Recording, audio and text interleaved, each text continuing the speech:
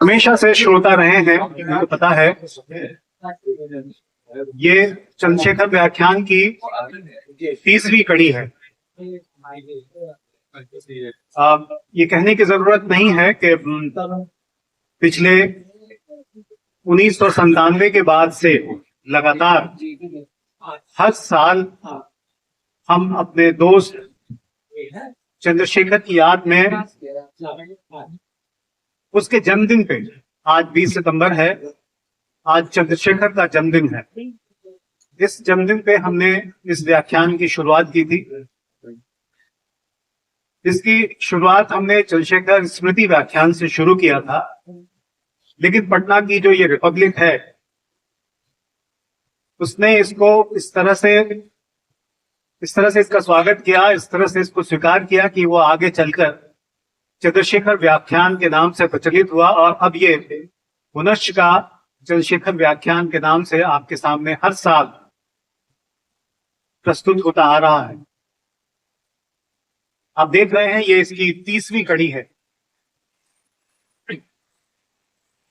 तो हम ये कह सकते हैं कि पिछले 29 सालों से लगातार ये व्याख्यान हम पटना के अपने साथियों, अपने दोस्तों, बुद्धिजीवियों के बीच ये करते चले आ रहे हैं।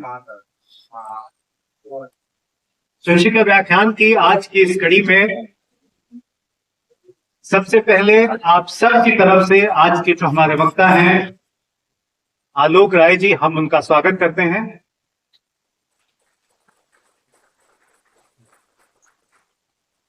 और आप सभी श्रोताओं का आज के इस व्याख्यान में हम खैर मकदम करते हैं। दोस्तों, जैसा कि आज का विषय है, आमतौर से हम कोशिश करते हैं कि आज के समय में जो विमर्श हमारे बीच चल रहा है उसको लेकर के हम आपसे मुखातिब हों, आपसे बातचीत करें, और इसीलिए इस तरह के विषय का हम चुनाव करते हैं। हमारा कोई अपनी तरफ से कोई आग्रह नहीं होता है। हम जब वक्ता से बातचीत करते हैं, उनको आमंत्रित करते हैं, तो हम सिर्फ इतना चाहते हैं कि आज जो विमर्श चल रहा है उससे संबंधित वो कोई अपनी तरफ से टॉपिक दें, उस पर बातचीत वो रखें हमारे बीच।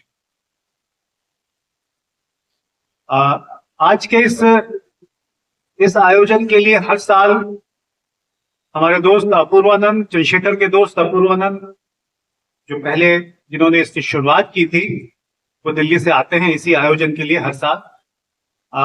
हम उनको यहाँ बुलाने के पहले अपने जो आज के हमारे मेहमान हैं आलोक राय जी से गुजारिश करेंगे कि वो मंच पे तशरीफ ले आए। आलोक राय।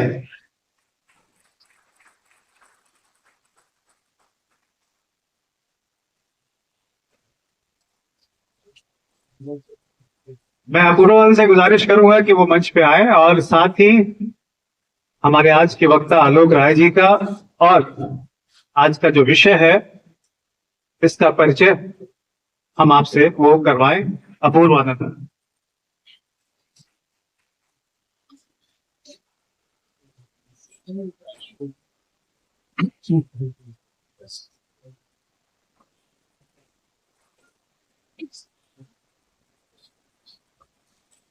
आज के व्याख्यान के पहले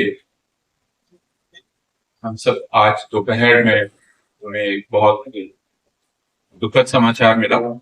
पटना के सांस्कृतिक जगत के लोगों के लिए वो बहुत ही दुखद समाचार। एक समर्थ बढ़ती हुई अभिनेत्री, पत्रकार, और हमारे बीच भी हमारे परिचित कवि कन्हैया जी की हमारे मित्र सुमन शरण बेटी, स्वयं एक पत्रकार, अभिनेत्री इति शरण का आज निधन हो गया दिल्ली में बीमारी के बाद। बोलते आकस्मिक आघात सारे लोग अपनी तरफ से सुमन शरण को सारे परिवार में संवेदना भेजते हैं और प्रार्थना करते हैं वो हिम्मत मिले, बहुत बड़ा हाथ है, बहुत बड़ा हिस्सा है। ये हम सबसे अनुरोध करते हैं कि 1 मिनट के लिए किया।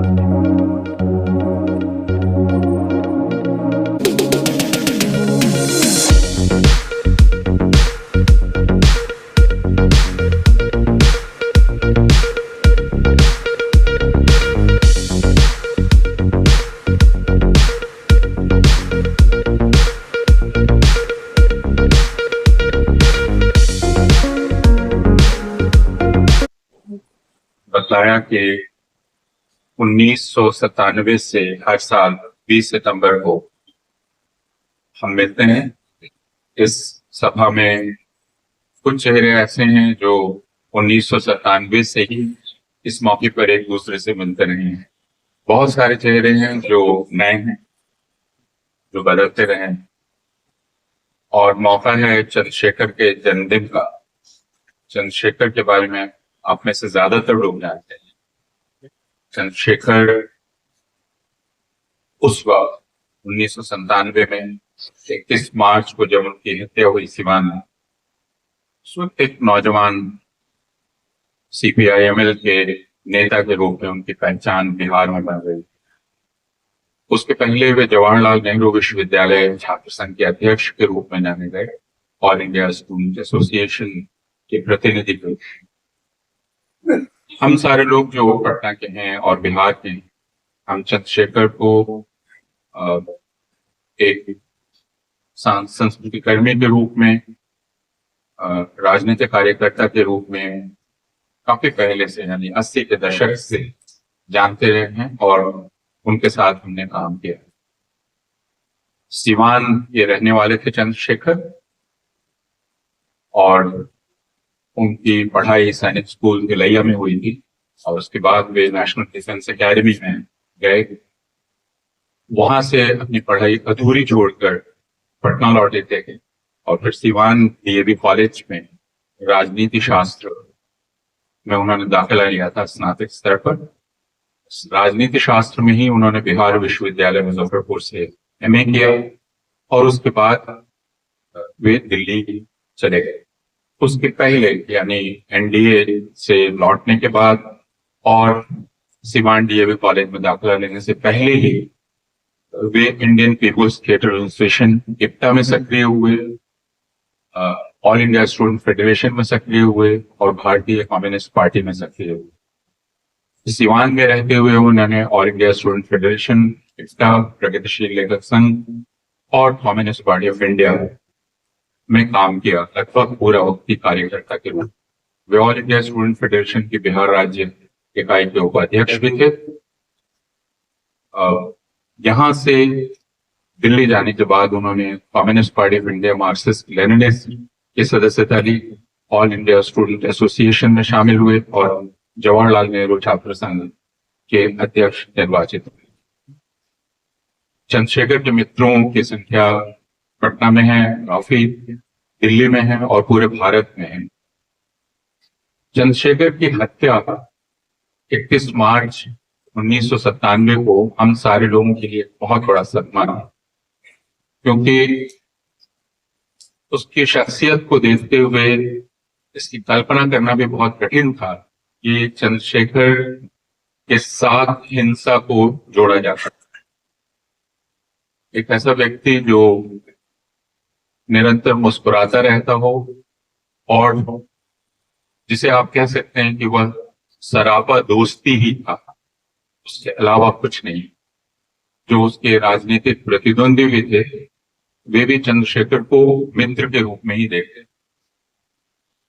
तो चंद्रशेखर की हत्या सिवान में जिस तरह हुई थी, वह इसका प्रमाण था कि भारतीय जनतंत्र में किसी भी असहमति की आवाज को किस तरह खामोश किया जा सकता। सिवान में उस वक्त वो माहौल था कि वहां राजनीतिक रूप से जिनका दबदबा था, उसके किसी भी विरोधी को बोलने की आजादी नहीं। और चंद्रशेखर इसी हिंसा की राजनीति और हिंसा की संस्कृति के शिकार हो। आज एक दूसरे ढंग से वह पूरी संस्कृति पूरी भारतीय राजनीति पर हावी है। और श्री सिवान में जो कुछ हुआ 1997 में या 90 के दशक के सिवान को अगर हम ध्यान दें तो ऐसा लगता है कि अब पूरा भारत एक प्रकार से उस सिवान में तब्दील हो गया, जहां किसी भी विरोध की आवाज को बर्दाश्त नहीं किया। तो हम सारे लोग जब 20 सितंबर को मिलते हैं तो हम उस आवाज को जिंदा रखने की कोशिश करें। चंद्रशेखर की जो फिक्रें थी, जो जनतांत्रिक चिंताएं थी, उन चिंताओं के इर्द गिर्द हम बातचीत करें। 1997 से लगातार हर वर्ष हमारे मित्र आते हैं और अपने चुनाव के विषय पर बात करते हैं, लेकिन जैसा मैंने कहा वे विषय उस व्यापक जनतांत्रिक चिंता के दायरे में है जो चंद्रशेखर की थी और जिसकी हिफाजत करते हुए, जिसके लिए काम करते हुए चंद्रशेखर का कत्ल कर दिया गया। तो हमारा फर्ज एक तरह से इस तरह की कोशिशों के जरिए उस दायरे को बढ़ाते जाना है जिसे हम जनतांत्रिक दायरा है, और यह कोशिश करना है कि इस तरह की बातचीत की जगह समाज में और बने और बढ़े, जहां हम एक दूसरे को सुन सकें, एक दूसरे से बातचीत कर सकें, एक दूसरे से असहमति भी जाहिर कर सकें और सुरक्षित महसूस कर सकें। यही जमहूरियत है, यही जनतंत्र है। आज का यह व्याख्यान हिंदी राष्ट्रवाद के सफर पर है और व्याख्यान देने के लिए हमारे बीच आलोक राय हैं। आलोक राय से जो पढ़ने लिखने वाले हैं सब परिचित हैं। उनकी मशहूर किताब है जो कोई 2 दशक पहले आई थी, हिंदी नेशनल आलोक है, और जब आई थी तो उस वक्त से दबाव डालते डालते आलोक जी पर ये है हिंदी नेशनलिज्म, तो इसे हिंदी में तो आना चाहिए। आखिरकार रफ्ता रफ्ता वो हिंदी में पहुंच गए, हिंदी राष्ट्रवाद। लेकिन जो किताब आई उसमें आलोक जी की जिद थी कि अब आगे इस चर्चा को बढ़ना चाहिए, इसलिए ये किताब सिर्फ उनकी नहीं है। हिंदी राष्ट्रवाद पर जो आगे बहस हुई है वह भी उस किताब में शामिल है, या जो चिंता है। तो हमने उनसे अनुरोध किया कि आप हिंदी राष्ट्रवाद की जो यह यात्रा है इस पर अपनी बात करें, और वे इसके लिए सहर्ष तैयार हुए।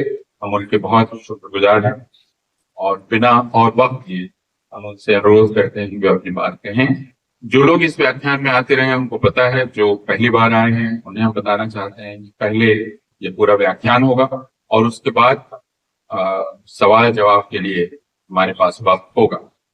तो आप व्याख्यान सुने। आरोप उन्होंने मुझे यहाँ बुलाया और दावत दी कि मैं आपके साथ चैन से बातचीत करूं। ये भी बता दूं आपको कि आप चैन से बैठ जाइए, टाइट चला रखे, क्योंकि हमने तो घंटे 2 घंटे की मोहलत मिली है शायद बोलने, तो फुर्सत से बोलूंगा, ठीक है। तो देखिए, सबसे पहले तो मैं ये कह दूं कि मैं चंद्रशेखर को मैं नहीं जानता था। मैं बहुतों को जानता हूँ जो कि चंद्रशेखर को जानते। मैंने चंद्रशेखर के बारे में सुना है, तारीफ सुनी है, बहुत कुछ सुना है, लेकिन मैं खुद नहीं जानता था। मैंने अपने कुछ दोस्तों से बात की, जेएनयू के दोस्तों से मैंने बात की। मैंने बताया कि मैं पटना जा रहा हूँ और ये हम सामने इसको और करीब ठीक।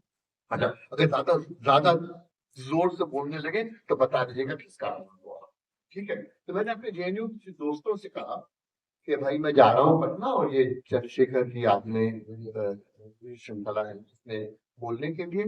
तो ये 2 हमारे मित्रों ने बताया कि उन्होंने चंद्रशेखर को बतौर विद्यार्थी जाना, और जाहिर है कि बहुत स्नेह से उन्होंने याद किया और बहुत तारीफ, है ना।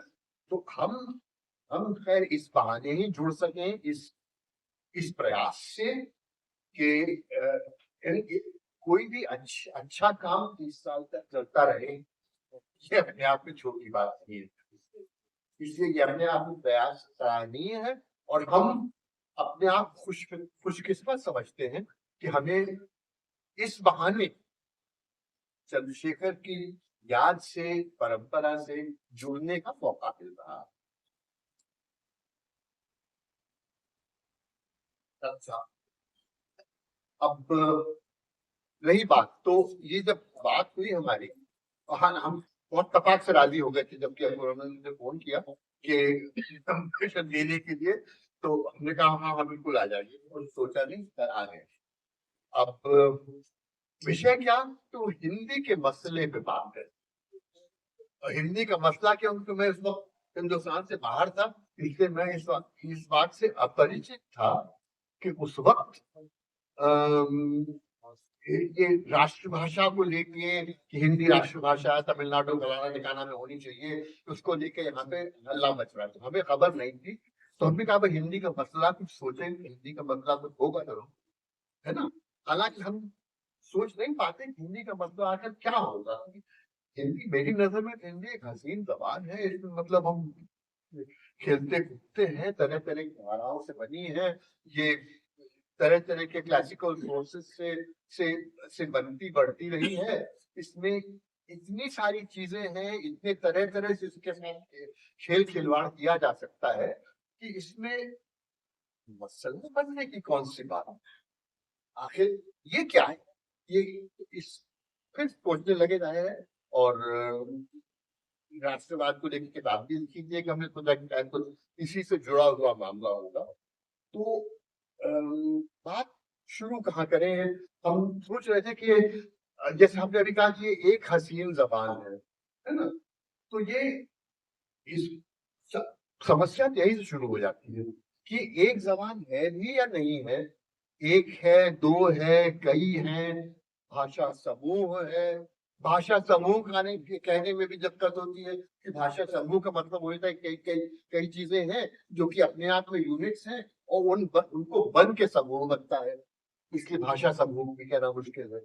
फिर टटोलने लगे हम कि भाई इसके लिए उचित वर्णन क्या हो सकता है। तो जो फिर अंग्रेजी में जो हमने पाया वो ये कि इसको स्पेक्ट्रम कहते हैं, कि ये Hindi is a linguistic spectrum. Spectrum के वो हिंदी में कैसे कहते हैं हमें नहीं आता, है ना, तो बता देना हमको, ठीक है। लेकिन ये कि हिंदी जो है ये अपने आप में यूनिट्स में नहीं बटती है, इसमें जैसे ये कहना मुश्किल है कि कहाँ कौन सी चीज शुरू होती है और कहाँ खत्म होती है। यानी कि हिंदी की अपनी प्रकृति और हिंदी की अपनी प्रवृत्ति ऐसी है कि वो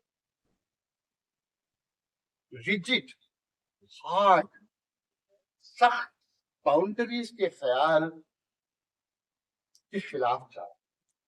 ये कहना कि भाई यहाँ पे भोजपुर तक आते आते हिंदी खत्म हो जाता है, उसके बाद कुछ और शुरू हो जाता है, या यहाँ इधर आइए अगर पश्चिम में चलिए तो लखनऊ तक तो शायद हम मान लेंगे, लेकिन उसके बहुत आगे हिंदी मानते हैं, वहां कुछ चार बार कुछ बोला करते हैं, ठीक है। तो ये हिंदी लेकिन वास्तव में हिंदी का जो स्पेक्ट्रम है वो लिमिट्स आसानी से स्वीकार नहीं करता, और इसलिए हिंदी की अपनी जो प्रकृति है वो उन लोगों को कुछ नागवार सी लगती है जिन्हें की लिमिट्स का होना, हार्ड लिमिट्स का और हार्ड बाउंड्रीज का होना जरूरी लगता है।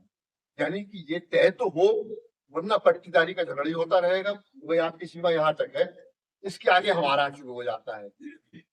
तो भाषा को लेके पट्टीदारी हिंदी में करना बहुत मुश्किल है, और इसलिए हिंदी की जो अपनी प्रकृति है ये एक खास तरह के लोगों को नागवार लगती है। ये लोग किस तरह के हैं, इसका एक इशारा इस बात से मिल जाता है कि लोग घुसपैठियों से दिक्कत है, और भाषा एक ऐसी चीज है जिसमें घुसपैठिए ही घुसपैठिए है। अगर हिंदी के बारे में सोचेंगे तो हिंदी में घुसपैठिए ही है, कोई यहाँ से घुसा कोई वहां से घुसा, कोई यहाँ से आ गया, कोई वहां से आ गया, कोई टपक पड़ा, कोई नीचे से आ गया। तो इसलिए एक खास तरह की मानसिकता है जिससे कि हिंदी की प्रकृति से दिक्कत है, आज है, हिस्टोरिकली रही है, और हमें लगता है कि बनी रहेगी। यानी कि ये जो झगड़ा है कि हम लोगों को करते ही रहना पड़ेगा। यानी कि हमने किताब 20 साल पहले लिखी थी, लेकिन आज भी वो मसला ही बना हुआ है। यानी कि बात फिर भी कहना जरूरी रहता है कि भाई कुछ तो है।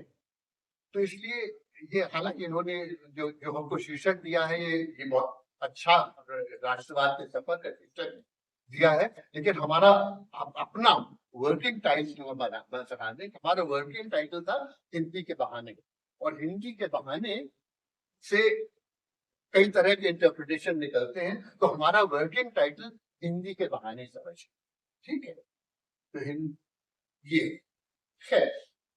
तो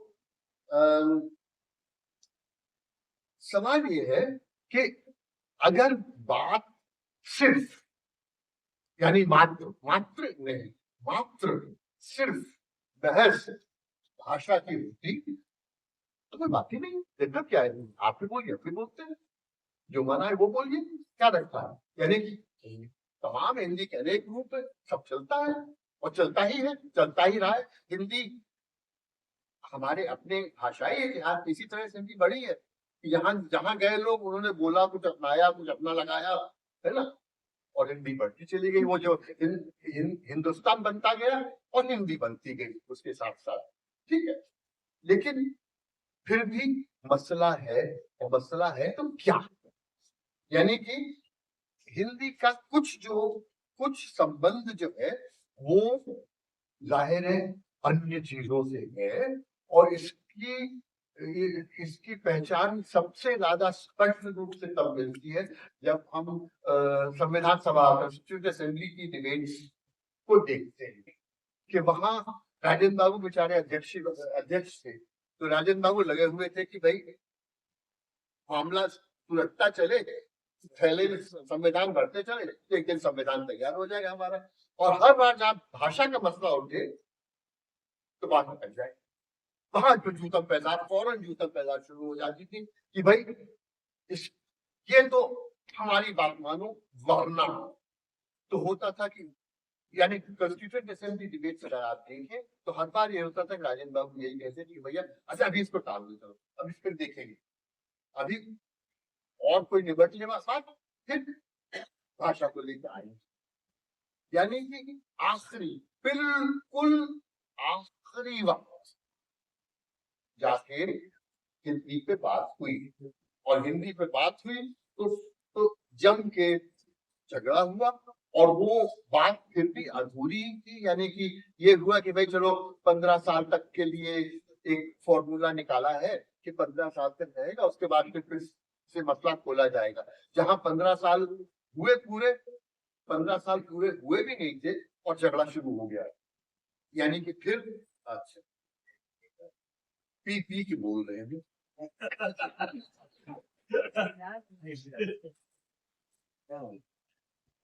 तो ये, यानी कि जो कॉन्स्टिट्यूएंट असेंबली डिबेट्स भी जो है, तो कॉन्स्टिट्यूएंट असेंबली में लेके जो हिंदी को झगड़े हो रहे थे, जाहिर है कि ये जाहिर है लंबा इतिहास है, पूरा पूरा अभी बखानने की का वक्त नहीं है ना। लेकिन वो स्पष्ट था कि सिर्फ बात भाषा की नहीं, बात कुछ और जाहिर है वो बात क्या है, यही समझने की सारी कोशिश है, क्योंकि वही हर बार आड़े आती है। वरना दिक्कत क्या है? अगर हम बात कह रहे हैं, आप समझ रहे हैं, तो ये पर्याप्त है। अगर इसके अलावा भी कुछ है, अगर कोई और आग्रह इसमें निहित है, तो वो समझा दीजिए हमको, क्योंकि हमारी सारी कोशिश यही है वो समझने की क्या है माजरा है क्या। तो ये जाहिर है कि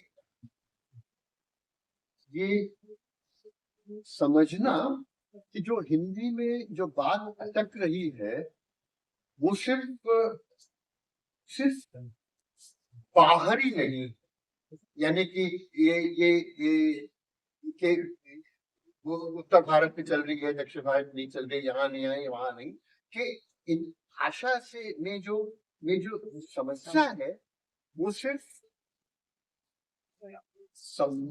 समर्थन और विरोधियों के लिए, दोनों के लिए भाषा में जो बात हंसती है वो सिर्फ सतही नहीं है, कोई कोई जाहिर है कोई गहरी बात भी है इसमें, एक ज्यादा व्यापक पॉलिटिक्स, ज्यादा व्यापक राजनीति, जिसका कि ताल्लुक सिर्फ भाषा से नहीं है, कहीं और भी कुछ मामले हिंदी के साथ जुड़े हुए आते हैं और उनको समझना जरूरी है, क्योंकि जब तक उनको नहीं हम समझेंगे तब तक हिंदी अपने राज खोलती नहीं है, हिंदी का मसला अपने राज नहीं खोलेगा, है ना।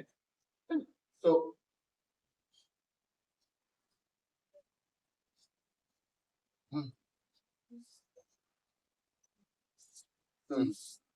यानी कि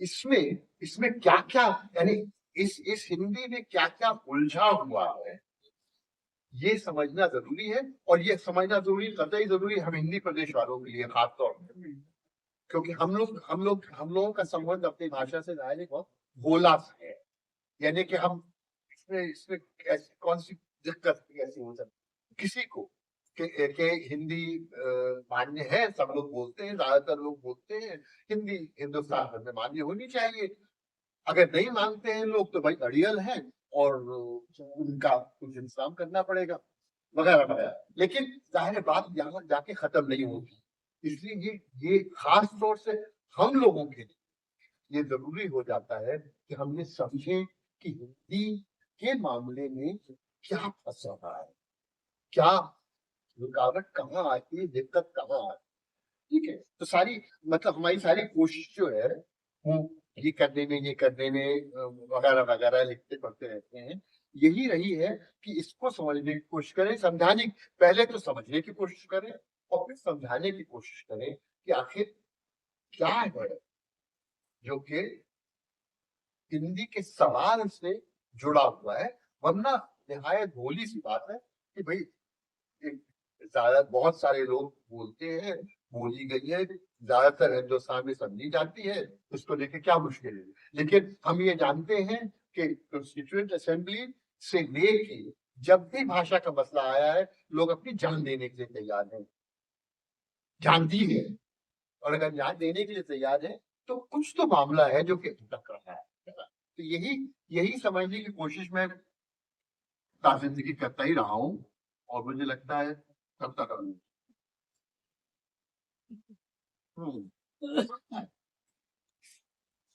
तो आप मतलब इसको समझने के लिए शायद जरूरी है कि थोड़ा सा मैं आगे पीछे होऊंगा तो कुछ माफ कीजिएगा कि एक तो ये कि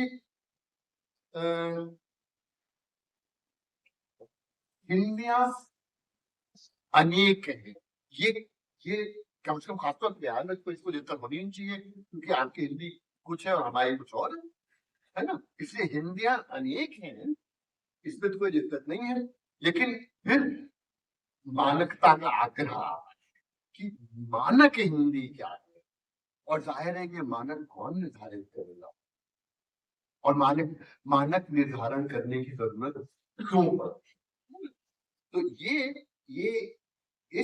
ये जो मानक हिंदी का जो आविष्कार है, मैंने उसी पे काम करने की कोशिश की, है ना, कि वरना तो हिंदी को हमारी या और किसी की जरूरत नहीं थी, हिंदी अपने आप से सदियों से अपने आप बन रही है, बढ़ रही है, पनप रही है, घट रही है, बढ़ रही है, उसको हमारी आपकी जरूरत करता ही नहीं।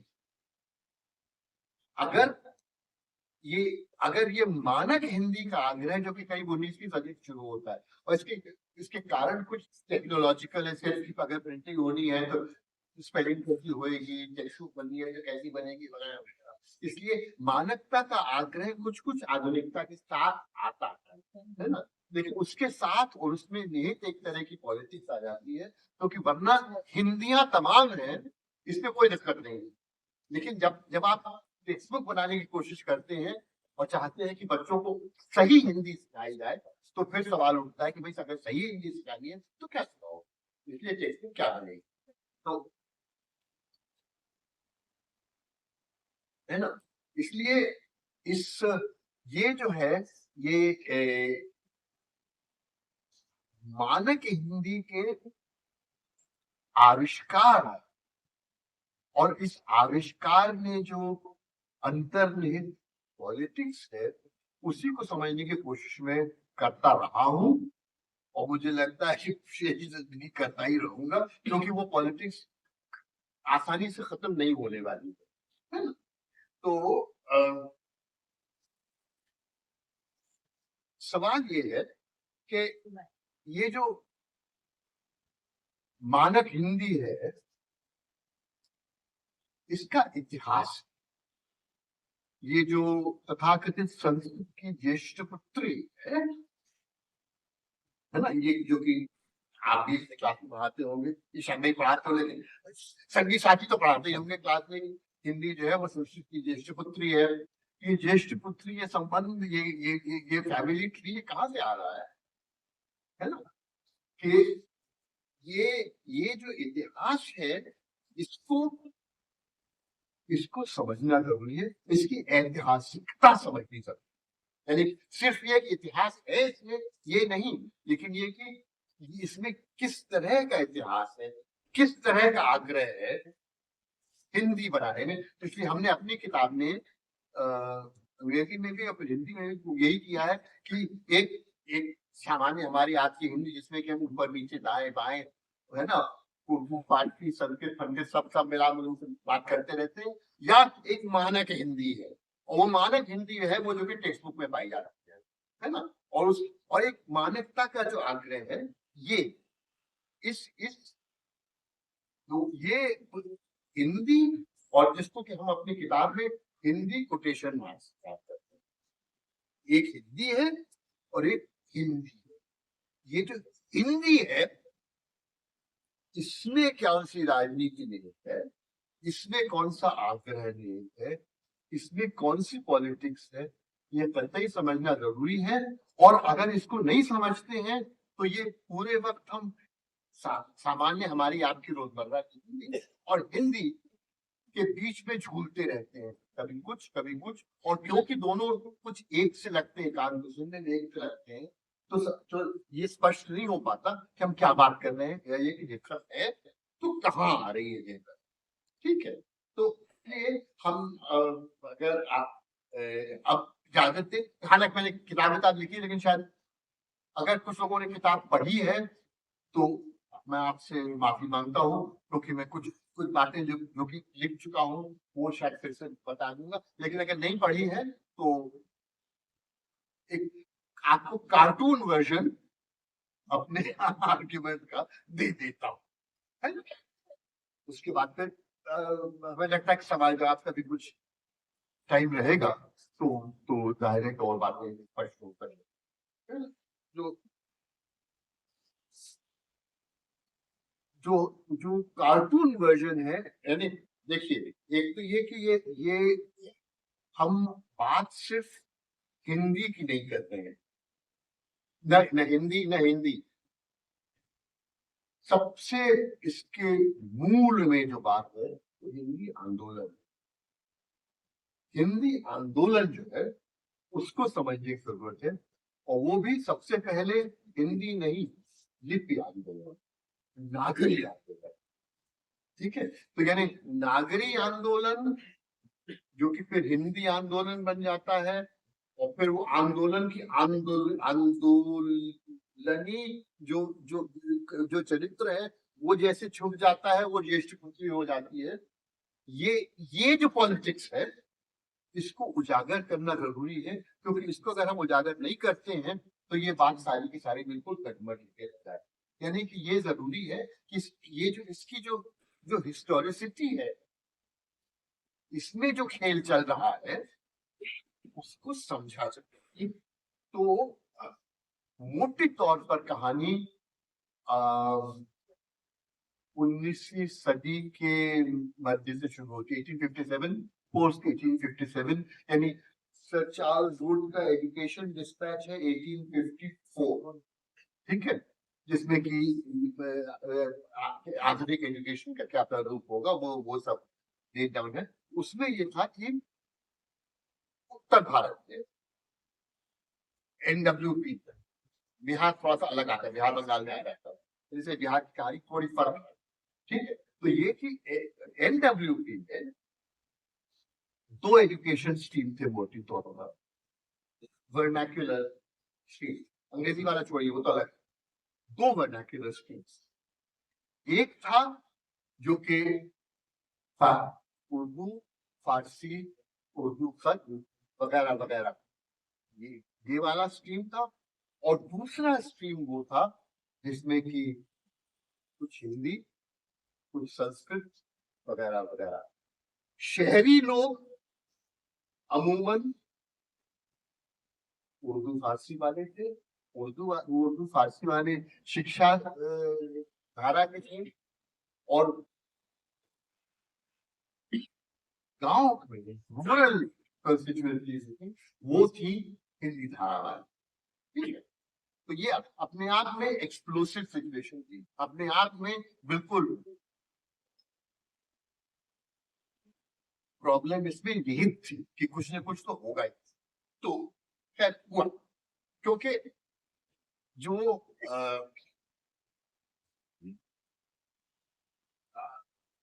जो शहरी स्ट्रीम था, जाहिर है कि क्यों जाहिर है इसमें आप में से ज्यादातर लोग जानते ही होंगे ये कि इसके मूल में तो जो सवाल था वो नौकरियों का था, एम्प्लॉयमेंट का सवाल था। वो हिंदुस्तान में आज ही नहीं, हमेशा पिछले 150 साल से कम यही रहा है कि नौकरियों का क्या होगा, कि नौकरियां काबिल नहीं है, लोगों को एम्प्लॉयमेंट नहीं मिल रहा है वगैरह वगैरह। इसका संबंध सीधे सीधे उससे था, एम्प्लॉयमेंट से था। और एम्प्लॉयमेंट पे ये था कि एम्प्लॉयमेंट प्रायः जो उर्दू खत जो लोग जानते थे उनके हाथ में सीधी था, यानी इसलिए जो जो जो जो मालवीय जी का जो मेमोरेंडम है मशहूर, जिसपे के फिर बात जाके अटकी फंस गई और फिर जिसपे की निर्णय हुआ, वो सीधे सीधे नागरी लिपि की नागरी लिपि मान्य होनी चाहिए, बस वह देखना कि कोर्ट कचहरी में जो डॉक्यूमेंट्स हैं, भाषा का सवाल नहीं, भाषा का जिक्र ही नहीं था, जिक्र सिर्फ और सिर्फ लिपि का था कि नागरी लिपि मान्य होनी चाहिए, क्योंकि एक नया तबका तैयार हो गया था 1857 और उसके बाद का तबका, ठीक है। और मैं गदर और गदर के बाद की पॉलिटिक्स की बात अभी नहीं कर रहा हूँ, क्योंकि उसमें एक तरह की क्लास जो थी वो उसका प्रभाव घटता है और एक नया क्लास उभरता है जो कि गांव वाला है, ब्राह्मण है, बनिया है, क्षत्रिय है और गांव से संबंध रखता है, उसका प्रभाव बढ़ता है, ठीक है। और ये वो तबका है जो कि इस डिमांड को पुश कर रहा है कि नागरी लिपि भी कोर्ट कचहरी के काम में मान्य होनी चाहिए। इतनी सी बात थी, छोटी सी बात थी, बहुत बड़ा डिमांड नहीं था, ठीक है।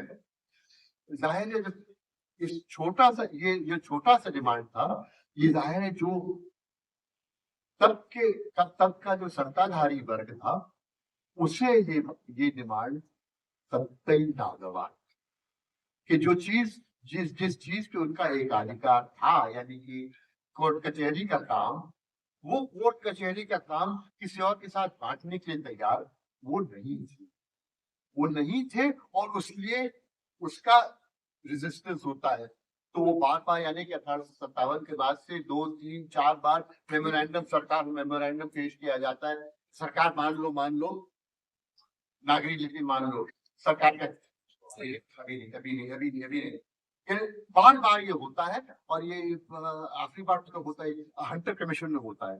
हंटर कमीशन 1870 वाले हंटर कमीशन में होता है, जबकि ये बात होती है कि भारतीय पहुंचते हैं, और भारतीय तो पहुंचते हैं और कहते हैं कि मतलब यानी नागरिक नीति मान ली जाए, और ये इसकी अपनी अपनी पर्सनल पॉलिटिक्स इसकी अपने आप में बहुत इंटरेस्टिंग है। इसमें कोई अगर नाटक लिखता का अनुभव बता रहा, क्योंकि भारतेंदु तो वहां पे ये कह रहे हैं कि ये जो नागरी लिपि है ये मान्य होनी चाहिए, और ये भी कह रहे हैं कि जब मतलब कि जब लाला जी भी अपनी पत्नी को जब खत लिखते हैं तो वो नागरी में ही लिखते हैं, लेकिन सरकारी काम में सिर्फ उर्दू खत चलेगा, यही उनका उनका आग्रह है।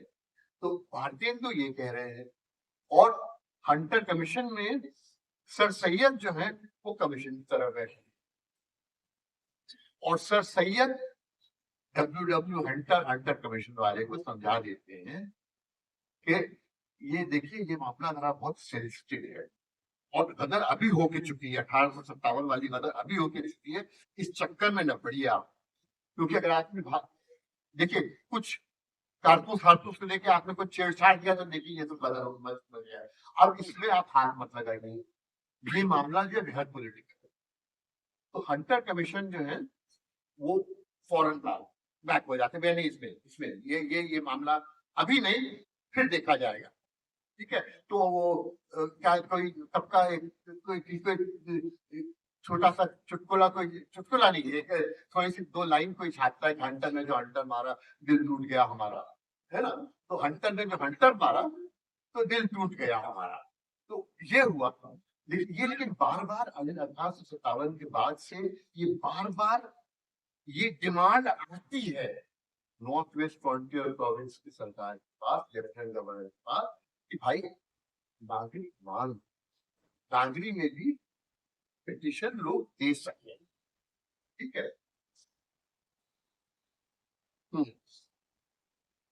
जाहिर है इसका इसका इसका सीधा सीधा संबंध एम्प्लॉयमेंट से रहता है, और फिर कहानी थोड़ी सी आपकी घटे दो घटे बोलने का था। हाँ, तो बोलता अच्छा मामला फंसा हुआ है, यानी कि हर बार आता है बात अटक जाती है, क्योंकि जो जो जो जो क्लास पे बैठा हुआ है सत्ताधारी वो समझा देता सरकार के, ताकि इसमें इसमें हाथ में डाल दिया, इसमें हाथ में डाल दिया।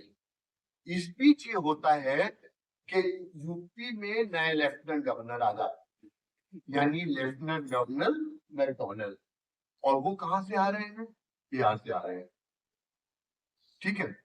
यहाँ वो यहाँ पे थे, और यहाँ पे उनको समझाया गया था, यहाँ पे उनको उर्दू वालों ने समझा दिया था कि देखिए ये हमारी नफीस जबान तो हमारी है, ये कहाँ आई बनिया बक्कालों की भाषा में आज चिपके हुए हैं, हम हैं पायदार लोग, तो हम हैं, हमारी बात सुनिए। तो मैकडॉनल्ड जो है उनको ये बात बिल्कुल रास नहीं आती है, इसलिए जब वो लखनऊ पहुंचते हैं तो वो नागरी वालों की बात सुनने के लिए बिल्कुल तैयार है, कि मैकडॉनल्ड से जब बात कही जाती है, जो बात हंटर नहीं माने, उसके पहले म्योर एक थे वो नहीं माने, और कोई नहीं मान रहा था, मैकडॉनल्ड को जब बात समझाई जाती है तो वो फौरन मान जाते हैं, और वो मान जाते हैं, और नागरिक को भी रिकमेंडेशन करते हैं कि नागरिक को मान्यता दी जाए कोर्ट कचहरी के काम में, महज इतना बस समझिए। ये हम जब आज की दृष्टि से जब भाषाई आंदोलन को देखते हैं, और देखते हैं कि भाषाई आंदोलन ने कितना व्यापक रूप लिया और कितना व्यापक राजनीतिक रूप लिया, यानी कि भाषा तक सीमित नहीं है, फिर जो बात भाषा से शुरू होती है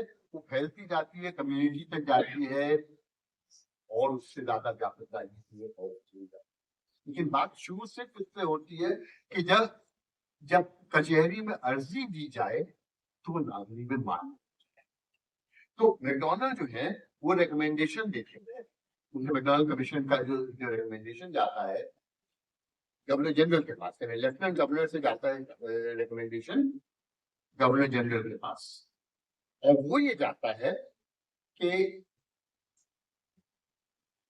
नागरी लिपि को मान्यता दी जाए, यानी कि जो सरकारी काम है, कोर्ट कचहरी का जो काम है, वो नागरी लिपि साथ से साथ उर्दू लिपि दोनों में मान्य हो जाए। ठीक है, ये बात पहुंचती है कर्जन के पास, कर्जन है गवर्नर जनरल, उनके पास पहुंचती है, और वो समझते हैं या उन्हें समझाया जाता है कि साहब देखिए ये बहुत मुश्किल है, यानी ये बहुत मुश्किल बात है कि आदमी एक ही लिपि जान ले तो बड़ी बात है, दो लिपि जानने वाले तो आज भी बहुत कम ही मिलते हैं, है ना, जो कि उर्दू खत और नागरिक खत दोनों जानते हो, ऐसे लोग तो बहुत मुश्किल से मिलते हैं। तो ये यानी कि जो मैकडॉनल्ड का रिकमेंडेशन है वो है कि दोनों लिपि मान्य होनी चाहिए, यानी कि सरकारी काम में दोनों। जब गवर्नर जनरल के पास पहुंचता है तो ये होता है सर ये दोनों लिपि का डिमांड तो ज्यादा ज्यादा है, दोनों भाषाएं कर कि जो भाई जो हिंदी भी जानते हैं उर्दू भी जानते हैं वो दोनों मान्य हो जाए। इसके पहले दो भाषाओं का सवाल नहीं उठता। ये प्राइवेटली लोग कहते रहते हैं, मतलब राजा शिव प्रसाद भी अपने उसमें कहते रहते हैं कि और लोग कहते रहते हैं, वो राजा शिव प्रसाद कहते हैं कि भाषा का सवाल मत उठाओ, सिर्फ लिपि के सवाल तक छोड़े रहो। और लोग हैं जो भी कहते हैं कि ये जो विदेशी शब्द हैं इनके आने से हमारी जबान जो है वो दूषित हो जाती है, और हम तरह तरह की मतलब इस तरह का आग्रह प्राइवेटली आ रहा है। लेकिन पहली बार जब मैकडॉनल्ड का रिकमेंडेशन गवर्नर जनरल के यहाँ से वापस आता है तो जो गया था दो लिपि को मान्यता देने के लिए, दोनों लिपि को मान्यता देने के लिए, वो दोनों भाषाओं को मान्यता देने प्रक्रिया। ये सारा बहुत बड़ा ट्रांसफॉर्मेशन है, ठीक है। और ये मेरी किताब में महज एक फुटनोट है, और ज्यादातर लोगों की समझ में ये फुटनोट भी नहीं है। ये दो भाषा का सवाल आया तो कहां से आया, है ना, भाषा का अस्तित्व जो है इसका ख्याल आ कहां से रहा, ठीक है। तो इसको समझना भी जरूरी है। सबसे पहले तो उदाहरण आपको दूं कि मालवीय जी का जो मेमोरेंडम है, और बाकी उसके पहले भी तमाम मेमोरेंडम सरकार को दिए जाते हैं, वो नागरिक के बारे में होते हैं। नागरिक, और चाहे वो नगर की लिपि है कोई गाँव वालों की, है ना, नागरिक। ये नागरी लिपि देवनागरी का पंजाब, क्योंकि अमर आप तो आज इसको स्वाभाविक रूप से देवनागरी, लेकिन मालवीय जी तक तो उसको नागरी कह रहे थे, देवनागरी ही कहते हैं। इसमें जो देवत्व अर्जित होता है कहाँ होता है, मुझे ये कहां से आया, ठीक है।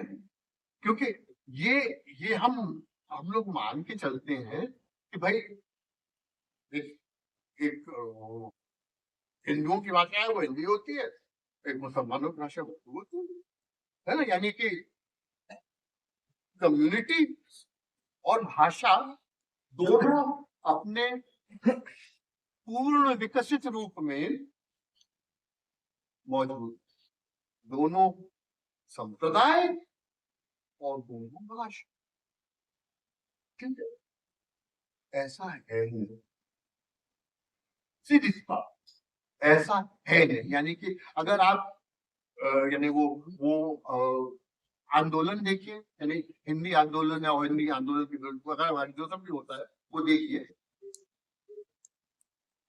तो ये समझ में आता है कि इस आंदोलन के दौरान और इस आंदोलन की जरूरतों के चलते उनकी मजबूरी है अपने आप में बनने लगती, और बनने लगती है क्योंकि बनाना जरूरी हो जाता है। ये समझने की कोशिश कीजिए कि यही यही वो समय है जबकि क्या शुरू होता है, सेंसस शुरू होता है। सबसे पहला सेंसस भी इसी वक्त शुरू होता है। यानी कि आपके बाप में कितना दम है, ये कुछ इस बात पे भी निर्भर करने लगता है कि आपके साथ है कितने लोग लाए वो। ठीक है, यानी कि ये जो संख्या का सवाल है कि कितने लोग हैं, ये अपने आप में इसी काल में, इसी समय में ये सवाल बन नहीं सकता है। तो यानी कि जो जो भाषा बन रही है, और भाषा बन रही है जिसमें कि फिर ऐसे बनाओ कि वैसे बनाओ, है ना, ये और जो जो कम्युनिटी बन रही है, दोनों दोनों मिले हुए वो एक ही प्रोसेस में परस्पर एक दूसरे को बना रहे हैं और एक दूसरे द्वारा बनाए जा रहे हैं। यानी कि अलग से समझना, है ना, अलग से समझना मुमकिन नहीं है, ये जरूरी है। इसको इसको कायदे से, है ना, कि यानी लैंग्वेज और कम्युनिटी दोनों का कॉम्प्लीमेंट्री परस्पर प्रोसेस में प्रक्रिया, एक ही प्रक्रिया में बन रहे हैं। ठीक है, ये सबसे मूल जो बात जो हम समझाना चाह रहे हैं वो ये कि ये एक एक वो सामान्य हिंदी जो कि हम बोलते हैं, आप बोलते हैं, आराम से उसमें ऊपर नीचे दाएं बाएं हिंदी संस्कृत फारसी है, थोड़ी बहुत अंग्रेजी शायद मिलाते जुलाते, कुछ बिहार में कुछ, पूरब में कुछ, पश्चिम में कुछ, सब चलता है। हिंदी हमारी एक वो हिंदी है, और एक मानक है, और मानक हिंदी वो है जो हिंदी आंदोलन की प्रक्रिया में लगती है, जिसको कि हिंदी आंदोलन से अलग करके समझना संभव नहीं है। यानी कि जब तक कि हिंदी आंदोलन की अपनी इंटरनल राजनीति नहीं समझते हैं, तब तक ये समझना मुश्किल है कि मानक क्या है। ठीक है, चलिए थोड़ा सा आगे बढ़ते हैं कि इसमें समझिए कोशिश जरूरी ये है कि ये प्रक्रिया जो है वो अपने आप में बिल्कुल डेमोक्रेटिक है। ये सेंसस के आने के साथ साथ जैसे ही संख्या का सवाल उठता है, ये एक तरह की जनतांत्रिक जो प्रोसेसेस है कि आप लोगों को बटोरते हैं, आप मेमोरेंडम तैयार करते हैं, सिग्नेचर इकट्ठा करते हैं। पूरे यूपी में से 64,000 सिग्नेचर, 64,000 है, बहुत ज्यादा नहीं, ये नागरिक के संबंध में, के समर्थन में 64,000 सिग्नेचर कलेक्ट होते हैं। लेकिन एक ही स्क्रिप्ट बनती है और वो पूरी सर्कुलेट होती है, पूरी यूपी भर में एंटर करती है, और उसमें दस्तखत लिए जाते हैं लोगों। यानी कि ये यहीं पे इस आंदोलन के साथ में हम देखते हैं कि जनतांत्रिक ऑर्गेनाइजेशन शुरू होता है, और इस ऑर्गेनाइजेशन और इस आग्रह की, इस डिमांड की जो जनतांत्रिक चरित्र है, इसको भी पहचानना जरूरी। यानी कि जब हमसे बात की थी अपूर्वा जी ने, ये कहा था कि हिंदी कि हिंदी को लेके विरोध क्यों है, इसको समझना जरूरी है, क्योंकि ये हिंदी प्रदेश में लोगों को ये समझ में नहीं आता कि जो बात सामान्य से डेमोक्रेटिक ग्राउंड पर मान लेने की जरूरत है कि जाहिर है कि जो जिस चीज से जनता का बल बढ़े वो ठीक है, तो फिर ये है कि इसको लेके दिक्कत क्यों आ रही है। तो ये समझना जरूरी है कि ये है बिल्कुल डेमोक्रेटिक, लेकिन डेमोक्रेसी का भी एक खास रूप है।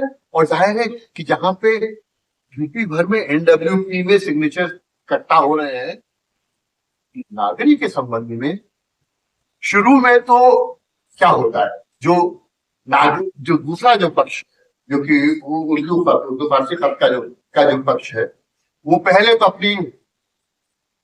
अपनी क्या कहें, संभ्रांतता का आसरा लेता है कि भाई कायदे के लोग तो हम ही हैं, पायदार लोग तो हम हैं।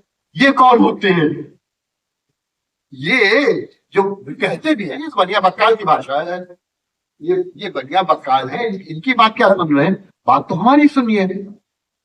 लेकिन इस बदलते माहौल में ये जो क्लेम है कि देखिए पायदार लोग हमें, हमारी बात सुनिए, वो हो गए, बहुत सारे लोग ले आए, अपनी भीड़ अपने साथ इकट्ठा करके ले आए, लेकिन फायदे के लोग तो हम ही हैं।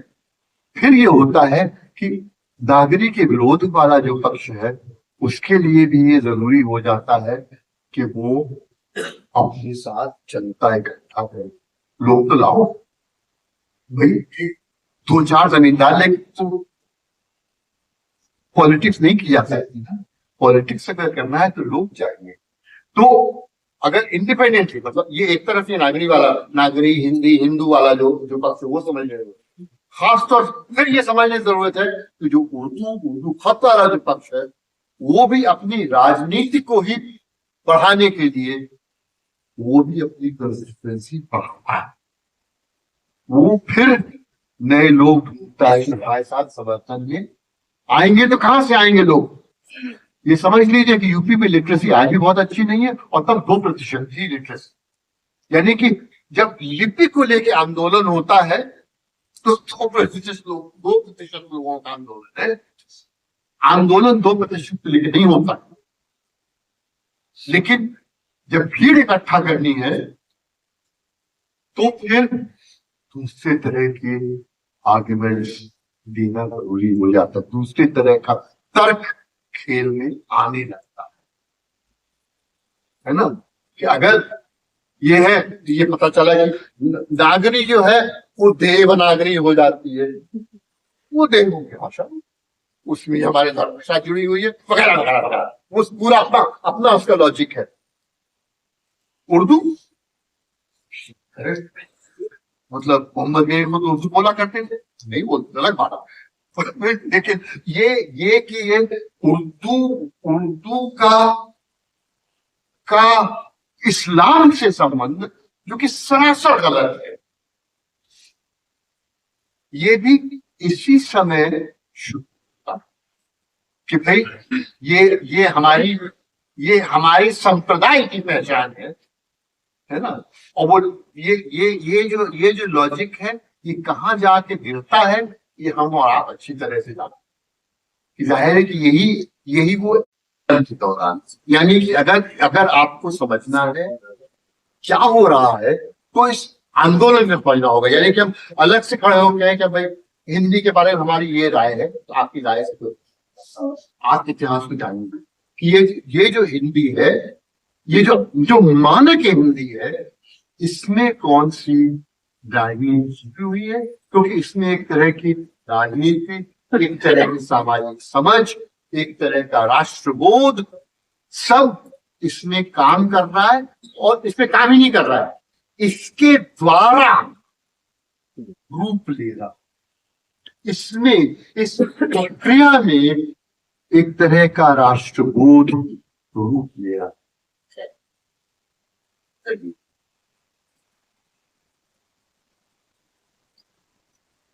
बाकी लोग तुम्हारी जगह जगह पड़े हुए बोल लेते हैं।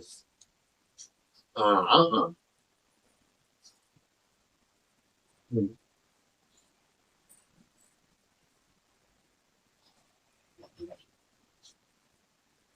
यानी जो मोटी तौर पे जो हम बात कह रहे हैं वो ये कि हिंदी, और खासकर हमारी आपकी जो सामान्य हिंदी है, इसका एक तो जनतांत्रिक पहलू है, और इसको मैं पूरी आदत के साथ स्वीकार करता हूं, और ये भी समझता हूं कि ये ऐसी चीज है जिसको ध्यान में रखना चाहिए, क्योंकि हमारी राजनीति तब तक अपंग रहेगी जब तक हम हिंदी से वंचित रहेंगे। यानी कि ये कतई जरूरी है कि हम पहचाने कि हिंदी की जनतांत्रिक ताकत क्या है। लेकिन इस हिंदी में और तथाकथित मानक हिंदी में भेद करना भी बहुत जरूरी। तो अगर आप नहीं करेंगे तो ये जो कंफ्यूजन है कि हिंदी ये भी है हिंदी भी वो भी है, दिक्कत क्या है, वे झूलते रह जाएंगे। क्योंकि एक तरह की हिंदी जनतांत्रिक है और दूसरी तरह की हिंदी मानक हिंदी कुछ और है, जिसमें कि एक तरह की सामाजिक समझ, एक तरह की ऐतिहासिक समझ और एक तरह का राष्ट्रीयता का बोध, राष्ट्र की अवधारणा निहित है। यानी कि जब आप हिंदी में घुसपैठिए ढूंढने लगे, ठीक है, तब आप अपने इतिहास को एक खास ढंग से समझ, वरना हिंदी हिंदी बनने की कहानी हिंदुस्तान बनने की कहानी, यानी कि विभिन्न धाराएं यहां से वहां से उत्तर तक पश्चिम तब से आई, मिलती गई और हिंदुस्तान वो है ना कि कारवां बसते गए हिंदुस्तान बनता गया, कि वो एक वो कहानी है। लेकिन दूसरी कहानी ये है कि ये विदेशी तत्व आ गए हैं और इनके इस्तेमाल, ऐसे लफ्जों को इस्तेमाल करने, ज़फ़ात को इस्तेमाल करने से हमारी जबान जो है वो प्रदूषित हो जाती है।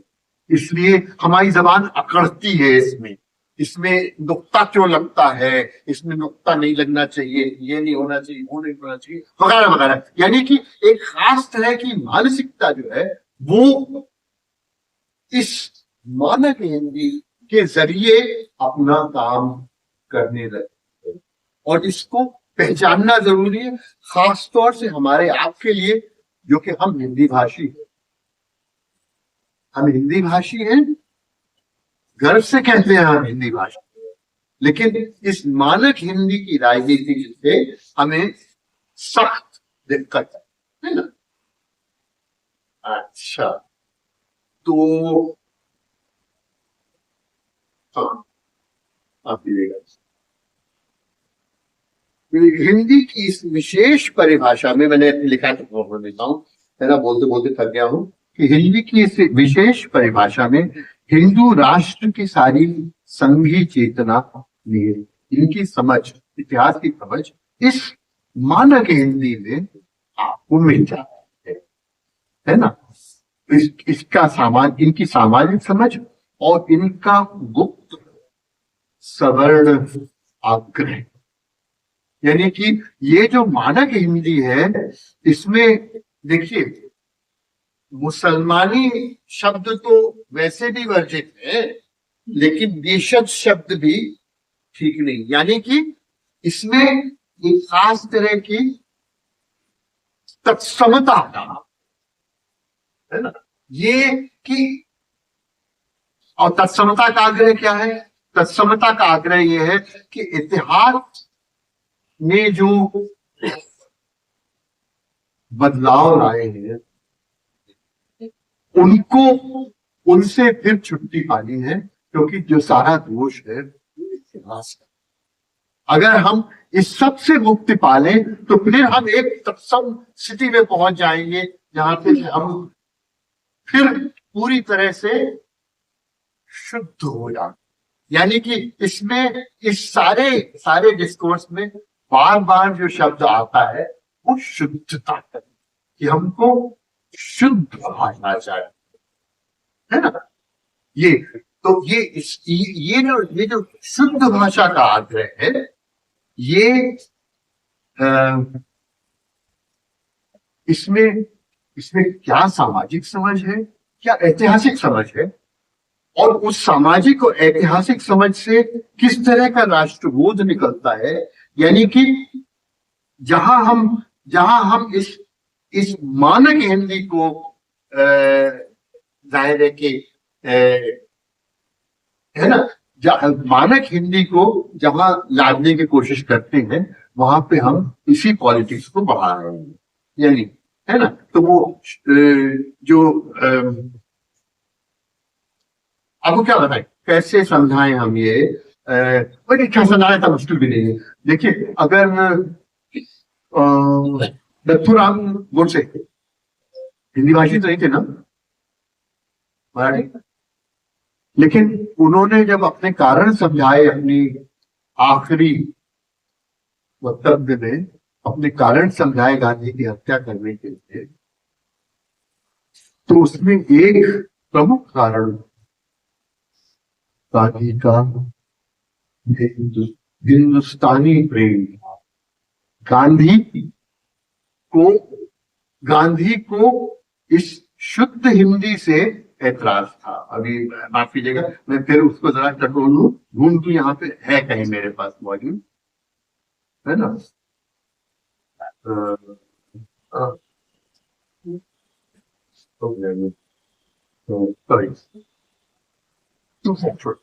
सॉरी, ये मतलब ये मेरी मेरी मेरी एविडेंस मान लीजिए, गोडसे फाइनल टेस्टिमनी देख लीजिए, सिर्फ बार बार वो कहते हैं कि ये गांधी जो है ये हिंदी पहले तो मानता था लेकिन अब नहीं मानता है क्योंकि मुसलमान ने विरोध किया, अब इसलिए ये एक तरह की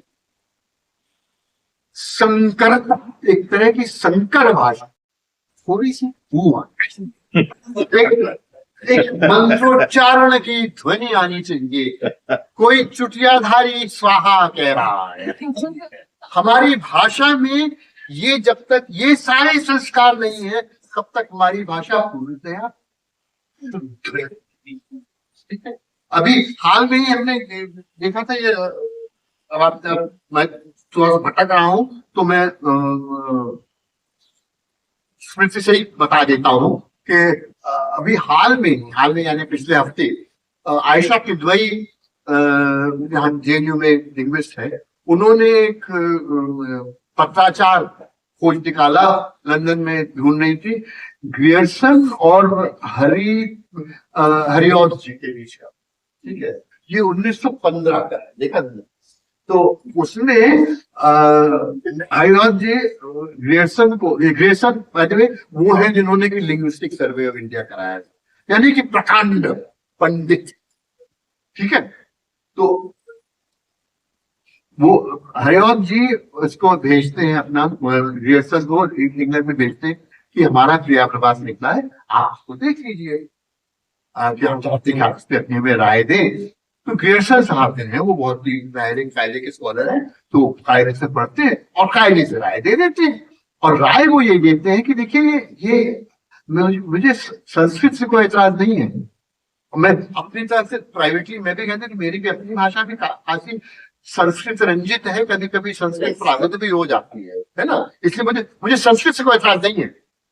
लेकिन जो ग्रियर्सन उन्हें समझाते हैं कि लेकिन संस्कृत है, हिंदी है, ये आप जो हिंदी जिसमें खड़ी बोली काव्य जब बनाने की कोशिश करते हैं, और खड़ी बोली में जब आप काव्यात्मकता डालने की कोशिश करते हैं, तो काव्यात्मकता डालने की कोशिश, तो एक ही तरीका मालूम है, उसमें संस्कृत ला दो तो शायद काव्य बन जाए, तो वो संस्कृत बन जाती है ना, क्योंकि जाहिर है वो संस्कृत। और देखिए, ये फिर मैं कह दूं कि संस्कृत काव्य का अपना सौंदर्य है, उसमें मुझे स्वीकार करने में, कहने में कतई एतराज नहीं, लेकिन जब आप हिंदी में लाने की कोशिश करते हैं तो आप एक विचित्र चीज बना देते हैं, जैसे कि हम मानव के नाम से, ठीक है। और ये जो शुद्धता का जो है, ये जाहिर है आप समझ रहे हैं कि ये सिर्फ भाषा में नहीं, ये भाषा में, ये खाने में आप खाते क्या है, ये क्या है, पहनते क्या है, ओढ़ते क्या है, सब में हमारी दखल है, क्योंकि हमारे पास एक खास तरह का इतिहास बोध है। वो इतिहास बोध के इतिहास में कोई फाउंडेशन नहीं है, कोई आप इतिहास खास जानते हैं, लेकिन फिर भी आपकी एक तरह की भोंडी ऐतिहासिक समझ है, और उस ऐतिहासिक समझ के अनुसार आप समाज को, राष्ट्र को रचना चाहते हैं, ठीक है। ये क्या बताएं, इसके इस बेवकूफी के कई आयाम है ना। तो एक उसमें एक ही हमारा जैसे खाने पीने को लेके है कि हम लोग हिंदुस्तान में रहा है तो लोग शाकाहारी होते हैं, कतई सच नहीं है, बिल्कुल सच नहीं है, लेकिन कहते रहेंगे। उसी तरह से अब यानी अगर आप यानी ये जो हम और मतलब उदाहरण तो इसके बहुत सारे हैं। जैसे वो आर्य कहाँ से आए, आर्य आए, आर्य। अब आप लाभ कहते रहिए कि भैया वैज्ञानिक जो एविडेंस है, डीएनए एविडेंस है, अब तो बिल्कुल इनकॉन्ट्रोवर्टिबल एविडेंस है कि ये माइग्रेशन है, माइग्रेशन का ये पैटर्न है वगैरह वगैरह। तो कोई भी इतनी सी भी संशय की गुंजाइश अब नहीं है। पहले जब तक भाषा पे बात हो रही थी तो हो सकता ये रहा हो सकता है, अब कोई हो सकता की गुंजाइश नहीं है। लेकिन फिर भी हम ये छोड़ने के लिए राजी नहीं है। और इसमें ये समझना जरूरी है कि ये जो हमारा आग्रह है ये कहां से आया, इतनी सी बात है ना, कि ये बेबुनियाद है, ये तो सच है, लेकिन इसका आग्रह क्या, ठीक है। और ये इसमें हमें एक मैंने इसी अपने आर्ग्यूमेंट को थोड़ा सा बढ़ाना चाहता हूँ, थोड़ा सा ट्राई कर रहा हूँ, है ना, मुझे माफ करना, है ना। आप लोग बताइएगा, राय दीजिएगा कि ये बात चलती है कि नहीं चलती। कि ये जो यानी इस मानक हिंदी के आविष्कार में, इसके प्रचार में जो पॉलिटिक्स है उसको समझने की हमारी कोशिश है। और जाहिर है कि ये हम समझते हैं कि ये एक खास तरह की को बचाए रखने की, उसकी रक्षा करने की का प्रयास है। के पक्ष में ये जो आर्गुमेंट है, ये जब जरा सा कमजोर पड़ने लगा, यानी कि तरह तरह के ख्याल जैसे डेमोक्रेसी, जैसी इक्वालिटी, मॉडर्निटी वगैरह वगैरह, ऐसे ख्याल जैसे जैसे बढ़ने लगे, वैसे वैसे हायरार्की की बुनियाद खोखली हो चली, है ना। इसके पक्ष में आप क्या कहें? आजकल ये देख हम लोग मेरिट की बात करते हैं ना, वो मेरिट की बात कभी और कर ले, मेरिट क्या होता है ना। तो वो छोड़िए। तो ये जो पॉलिटिकल प्रॉब्लम आती है एक 18वीं 19वीं सदी से, यानी कि नई तरह की पॉलिटिक्स, नई तरह की मोबिलाइजेशन वगैरह वगैरह, उनमें किस तरह से सवर्ण विशेषाधिकार की सुरक्षा की जा सके, इसके लिए एक तरह की कुछ नई राजनीतिक टैक्टिक्स का इजाद करना जरूरी बन जाता है। और उन्हीं टैक्टिक्स के इजाद करने में, इसी कोशिश में कि कैसे किया जाए, मेरी समझ में ये जो हिंदी आंदोलन है, जो कि लिपि आंदोलन है, ये धीरे धीरे भाषा आंदोलन बनता है। और भाषा आंदोलन में भी भाषा क्या हो, इसमें क्या हो क्या नहीं हो, क्या शुद्ध है क्या अशुद्ध है, क्या हमारा अपना है कोई विदेशी है ना, वगैरह वगैरह, ये जो है ये सारा जुड़ जाता है इसी पॉलिटिक्स के साथ। किस तरह से हम एक खास तरह की जो हमारी समझ है, इसको जो हमारा लंबा स्ट्रेटेजिक जो लक्ष्य है उसको पूरा कर सके। तो ये इसको, और ये जाहिर है कि ये जो संघर्ष है ये अभी खत्म नहीं हुआ है, चल रहा है, ये चल रहा है। नई नई टैक्टिक्स उसमें इजाद हो रही है, नए नए ग्रुप्स को उसमें शामिल किया जाता है। तुम आ जाओ, तुम्हारे जाओ, तुम्हारा ये, तुम्हारा वो, तुम्हारे इतिहास, तुम्हारी नई नई वीरांगनाएं आ जाती है, उनको किया जाता है। काजी मियां को लेके कुछ और चल रहा है, जो कि शायद है ना, पूरब में काजी मियां को लेके कुछ हो रहा है। तो ये सब नई नई टैक्टिक्स चलती रहती है। और हमारी अपनी समझ जो है वो ये कि भाषा का जो सवाल है, इसको इस कॉन्टेक्स्ट में समझना जरूरी है। और फिर इसी कॉन्टेक्स्ट में अगर आप समझेंगे, यानी कि देखिए, जो हिंदी का जो समर्थन और हिंदी का जो विरोध, दोनों को एक स्तर पे कुछ सतही तौर पे समझा जा सकता है। यानी कि अक्सर ये होता है ना कि हम लोग कई गहरे सवालों को पार्टी पॉलिटिकल स्तर पे समझ के संतुष्ट हो जाते हैं। यानी कि ये भाजपा ये कर रही है तो गैर भाजपा ये कर रहे हैं, है ना। मेरी अपनी समझ में ये पर्याप्त नहीं। यानी कि ये जो समर्थन है और जो विरोध है, दोनों को गहराई में जाके समझना पड़ेगा, क्योंकि दोनों ही इस बात से निकल रहे हैं कि एक में और दूसरे में, दोनों में एक खास तरह की राजनीति, दोनों में राजनीति है और दोनों को इसलिए गहराई से समझना जरूरी है ना। यानी कि क्या बताएं, मतलब बात हम ये कह सकते हैं कि यानी ये बात को तो हम नहीं कह रहे हैं कि ये उर्दू का इस्लामीकरण, जो कि उर्दू वालों ने भी किया खूब, है ना। ये मतलब ये मत समझिए, हम कतई नहीं कह रहे हैं कि ये सिर्फ हिंदी आंदोलनियों का था, ये बिल्कुल नहीं कह रहे। उर्दू के रक्षक, उर्दू के पक्षधर जो लोग थे, उन्होंने भी ये बात की, अपने अपने लिए जब संप्रदाय जोड़ रहे थे तो संप्रदाय का फाउंडेशन, उनको बुनियाद जो थी, उस प्रिंसिपल वही मिला कि धर्म। लेकिन वो धर्म से जोड़ने से उर्दू का नुकसान ही हुआ है, और हुआ ये है कि उर्दू अपने आप में एक तरह का कोड बन गया है मुसलमान, है ना।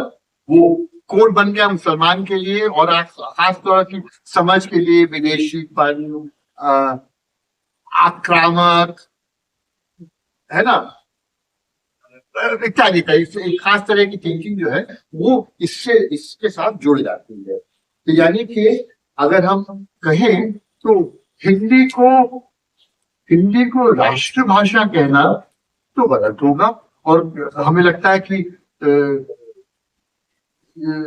सीधी बात, बहुत ज्यादा देर जरूरत नहीं, बहुत टाइम लगाने की जरूरत नहीं है। अगर जरा सा कॉन्स्टिट्यूएंट असेंबली डिबेट्स देख लीजिए तो उसमें स्पष्ट हो जाता है कि हिंदी को राष्ट्रभाषा बनाने की बात जो है, वो कॉन्स्टिट्यूएंट असेंबली के ही समय से वो प्रॉब्लम थी। और मतलब होता ये था, राजेंद्र बाबू जो थे वो हर बार टालते रहते थे कि भैया अभी नहीं, हिंदी से पहले बाकी संभाल लो, बाकी सब जब हो जाते हैं तो हिंदी देख लेंगे। ठीक, हिंदी राष्ट्रभाषा हो ये तो नहीं हुआ। फिर ये हुआ 15 साल बाद फिर कर लेंगे, फिर देखेंगे एक बार। वो 15 साल पूरे हुए 65 में, तो फिर लोगों ने आत्मदहन शुरू कर दिया दक्षिण भारत में, फिर बात खत्म हो गई। फिर चल गया कि जब तक सब लोग नहीं मान देते तब तक नहीं मान, ठीक है। लेकिन हमारे आपके लिए जो सबसे ज्यादा जरूरी हो जाता है वो ये समझना कि हिंदी राष्ट्रभाषा तो नहीं, लेकिन हिंदी हिंदू राष्ट्रभाषा जरूर है। दोनों में फर्क है। यानी कि जो हिंदू राष्ट्र की जो आकांक्षा है, उनकी जो राजनीति है, उसका साधन ये मानक हिंदी जरूर है। यानी कि, और ये बात मैं अकेला नहीं कह रहा हूँ, ये कहने वाले और भी लोग हैं, कृष्ण कुमार इत्यादि, है ना, कि इस मानक हिंदी जो कि हर क्लास में आज भी बात होती है, हिंदी संस्कृत की ज्येष्ठ पुत्री है, सरासर झूठ है। आप कितनी से संस्कृत का जानते हैं हिंदी संस्कृत की ज्येष्ठ पुत्री कर रहे हैं, ठीक है। हिंदी की कहानी ही दूसरी। तो देखिए, जहां हिंदी राष्ट्रभाषा नहीं है, हिंदी मानक हिंदी हिंदू राष्ट्र की भाषा, साधन अवश्य है ना। और इसलिए इसका जो विरोध होता है उसको भी इसी संदर्भ में समझना जरूरी है। यानी कि वो विरोध जो है उसको सिर्फ जनतंत्र के लेवल पे समझना कि ये एंटी डेमोक्रेटिक लोग ऐसे विरोध कर रहे हैं, ये गलत होगा।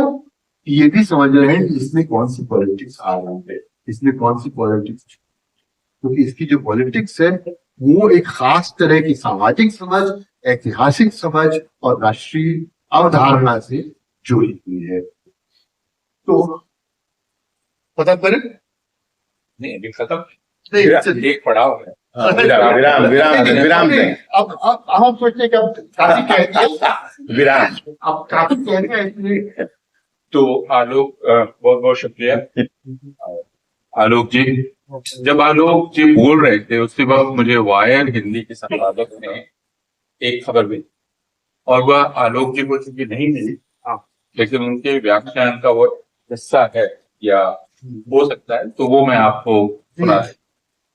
वो खबर ये है कि भारत सरकार के सूचना एवं प्रसारण मंत्रालय ने टीवी 9, भारतवर्ष, आज तक, एबीपी, जी न्यूज और टीवी 18 को औपचारिक नोटिस भेजी है, क्योंकि ये चैनल हिंदी में होने के बावजूद तकरीबन 30% उर्दू शब्दों का इस्तेमाल कर रहे हैं। तो ये जब आलोक राय बोल रहे थे उसी बीच मुझे यह खबर भेजी गई और उसे सुन लीजिए। थोड़ा मनोरंजन होगा लेकिन थोड़ी चेतावनी भी मिल गई कि वो क्या रहा है। जो आलोक राय का भाषण था, हाथ गंगन को आर से किया, पढ़े लिखे को पार से किया, सबूत सामने।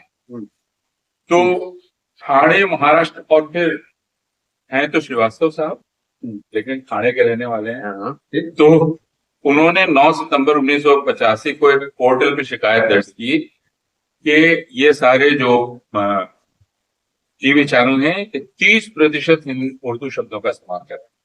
उनका दावा यह था कि ये हिंदी न्यूज चैनल होने का दावा करते हैं, लेकिन रोजाना की टिप्पणियों में जो अन्य भाषाओं का इस्तेमाल कर रहे हैं, जो कि जनता के साथ धोखाधड़ी और आपराधिक। उन्होंने मांग की कि इन चैनलों को भाषा विशेषज्ञ नियुक्त करने और अपनी वेबसाइट से भाषा विशेषज्ञ का प्रमाण पत्र साझा करने का निर्देश दिया जाए। और एक उद्देश्य वो भी है जो 19वीं सदी में था, जो उन्होंने लिख दिया, छिपाया नहीं। मेरा एक उद्देश्य यह भी है कि जो हिंदी बोलते हैं, बीए, एमए, पीएचडी करते हैं, उनको कुछ काम भी मिल जाए। ये तो अब लुका छिपी भी नहीं है। ये जो कहा जा रहा है वो हमारे रोजी रोटी के लिए कहा जा रहा है, जो हिंदी का खाते पीते हैं। तो सूचना और ये आया और फिर अवर सचिव ने 5 चैनलों को अलग अलग पत्र भेजे, जिसमें बताया गया कि उनके खिलाफ कथित तौर पर गलत हिंदी के इस्तेमाल की शिकायत। गलत का भी कुछ करना पड़ेगा, गलत का कुछ करना, गलत और इस्तेमाल का भी कुछ करना पड़ेगा। तो और पत्र में अवर सचिव महोदय ने स्पष्ट किया है कि शिकायत के आलोक में चैनलों के खिलाफ केबल टेलीविजन नेटवर्क संशोधन नियम के अनुसार आवश्यक कार्रवाई के निर्देश दिए। चैनलों को 15 दिनों के भीतर शिकायत पर लिए गए निर्णय की सूचना प्रसारण मंत्रालय आदि को शिकायतकर्ता को देने का निर्देश। तो आप कह रहे थे उसमें पूरक ये खबर है जो अभी अभी आई है, एकदम ताजा। और ये सारे नोटिस इंग्लिश में होंगे? नहीं, ये तो हिंदी में है। इतना भी आप सर, इस नोटिस में कितना वर्ड उर्दू का है? वो तो उसमें बचा होगा, उसमें बचाया गया। वो इरादा नहीं। मैं सिर्फ ये कह रहा था कि आलोक राय जो बोल रहे थे, अगर ये खबर शायद इसको पढ़ते तो मैंने इसलिए आपके सामने इसको रख दिया। ये अभी बोल रहे थे, मुझे लगता है कोई फेसबुक लाइव पे वायर के संपादिका सुन रही होंगी, उन्होंने मुझे भेज दिया क्या साझा कर ये खबर है जी। तो आप ये वक्तव्य आपके समक्ष है और आप सवाल कर सकते हैं। सवाल की तरह हूँ, एक प्रति व्याख्या की तरह समझ। तो इसको कोई योगेश आप कृपया हाथ उठा हाथ उठाइए। दें, माइक आप तक पहुंच जाए। अगर आप भाषण सुनते मंत्रमुग्ध ना हो गए तो वह भी एक है जी। मंत्रोच्चारण स्वाहा। बहुत ही बेहतरीन वक्तव्य के लिए आपको साधुवाद बधाई। एक सवाल मेरा है छोटा सा कि जब आप हिंदी के विरोध की बात करते हैं तो वो हम लोगों के मानस में साफ साफ हो नहीं रहा है, आ नहीं रहा है कि विरोध मतलब क्या, किसकी ओर से विरोध आपके दिमाग में है? हिंदी का विरोध कहाँ हो रहा है ये पता नहीं चल रहा है। हाँ, ठीक। एक आध और सवाल। ठीक। हाँ, और कोई और साल याद नहीं रहता यार थोड़ा तो मुझे दे दीजिए। हाँ, तो आप आने दे जी, दो। बोलिए। 2 सवाल तो ले सकते हैं। सर एक बताइएगा कि ये जो हिंदी का जो विकास हुआ है, कुछ लोग बोलते हैं भारतेंदु से हुआ, कुछ लोग बोलते हैं अमीर खुसरो से हुआ है, तो शुरुआत कहाँ से हुआ? अमीर खुसरो से हुआ है या फिर भारतेंदु हरिश्चंद्र से हुआ है? ठीक, 2 सवाल हो गए, अब आप जवाब। हाँ देखिए, एक तो भाषा की शुरुआत ये चलो मैं बोल रहा था कि भाषा की शुरुआत कहाँ हुई, ये कोशिश तो लोगों ने बहुत पहले छोड़ दी। भाषा कब शुरू होती है ना, ये सिर्फ धार्मिक ग्रंथों में होता है कि भगवान जी ने कहा कि अच्छा ये जो है ये कमीज है, ये प्याला है, ऐसा होता नहीं है ना। इसलिए यह समझने की बात है कि भारतेंदु से शुरू हुई हिंदी आंदोलन, ये कि भारतेंदु क्योंकि एक्टिव थे, भारतेंदु हंटर कमीशन के सामने गए थे, ये मान लिया गया है कि भारतेंदु ने वो उनसे आधुनिक हिंदी शुरू होती। हालांकि अगर आप भारतेंदु, बल्कि भारतेंदु ही नहीं, आप मालवीय जी की हिंदी भी देखिए तो उसमें आपको उसमें भी आपको उर्दू मिलेगी, उसमें भी आपको वो मिश्रण मिलेगा जो कि यूपी जो कि श्रीवास्तव जी को गवारा नहीं है। ठीक है, इसलिए ये जो मानक हिंदी है ये बनती चल रही है, बनाई जा रही है, और इस मानक हिंदी के साथ साथ एक तरह का हिंदू समाज भी रचा जा रहा है या रचने की कोशिश है ना। और ये जो हम जो हिंदी विरोध की जो बात करते हैं, आपका सवाल है वो ये कि देखिए, सच बात पूछिए तो मैं किताब भले ही लिख लूं, लेकिन मेरा अपना ख्याल है कि भाषा पॉलिसी करने की जरूरत नहीं। भाषा को अकेला छोड़ दो। हिंदी को न आज न सदियों से भाषा नहीं थी। हिंदी अपने आप इस लोगों के इस्तेमाल से, लोगों के आने जाने, व्यापार, ये वो मिलना जुलना, इससे हिंदी बढ़ी है, बनी है ना, और बन रही है। यानी कि ये यानी अगर हम वास्तव में कहें, हम कहें कि भाई हिंदी हिंदी को एक भाषा कहना पर्याप्त नहीं है, हिंदियां हैं, कई तरह की हिंदियां हैं, है ना, इसमें कोई दिक्कत नहीं। हमको आपको कोई हिंदी प्रयोग करने वालों को कोई दिक्कत नहीं हो सकती, है ना। तो ये हिंदी तो किसी को नहीं, लेकिन ये जो मानकता का जो आग्रह है, इसमें जो छिपी पॉलिटिक्स है, ये जाहिर है कहाँ आड़े आती है, वहां आड़े आती है जहाँ की इस मानवता की जो सामाजिक बोध है वो उनके अपने पॉलिटिकल डेवलपमेंट के आड़े आता है ना। प्यार को प्यार ही रहने दो, कोई नाम नहीं छोड़ो उनको। हाँ, वहाँ जी। नमस्कार, आदाब सर। मेरा नाम टीपू सुल्तान है। जैसे बहुत सारे स्टेट्स हैं, जैसे साउथ के बारे में स्पेशल बात की जाए तो वो लोग कहीं ना कहीं जो है हिंदी का विरोध करते हैं, या कह सकते हैं कुछ हद तक की हेट भी करते हैं। तो वो जो हेट जो करते हैं तो वो कौन सा हिंदी होता है, मानक हिंदी या फिर हिंदी है? एक वहां दे दी। मेरा नाम संजू है। एक बात तो ये कि आपने कह दिया अपने वक्तव्य में मानक हिंदी पे हमारा जोर था पूरा। क्या भाषा, हालांकि आपने ये बात कह भी दी है, लेकिन मैं फिर सुनना चाहता हूँ कि क्या कोई भी भाषा मानक हो सकती है जब शुद्धता आती है भाषाओं में, तो क्या कोई भी भाषा शुद्ध है? दूसरा मेरा ये है, ये मेरा अपने उम्र के साथियों के लालच से ये सवाल है कि एक शुद्धता तो आपने बताई, जो साजिश है कि पंडिताई छौंक है और ये है, लेकिन एक और भाषा की एक और शुद्धता की बात होती है, जो दूसरा पक्ष है कि फिल्मों की जो भाषा है या लिटरेचर, हिंदी साहित्य में भी जो नई हिंदी के नाम से है, उसमें कई तरीके के शब्दों का इस्तेमाल है, जैसे गाली गलौज का जो इस्तेमाल है, मैं खुलकर अगर कहूँ तो उसकी शुद्धता का भी बहस है कि क्या ये भाषा को अशुद्ध कर रहा है। तो इस पर भी मैं चाहता हूँ आप कुछ कहें। सवाल जहाँ तक आपकी बात है, ये कि जो विरोध वो मानक हिंदी को, वो स्कूल की हिंदी को लेके, पाठ्यक्रम को लेके झगड़ा है, वरना तो हिंदी फिल्में, हिंदी गाने सब चलते हैं, है ना, कोई दिक्कत ही नहीं किसी को। सिर्फ शुद्धता की बात, मुझे किसी भी भाषा के संदर्भ में, वो सिर्फ हिंदी ही नहीं, शुद्धता के मानी नहीं समझ में आते। शुद्धता का मतलब क्या होता है?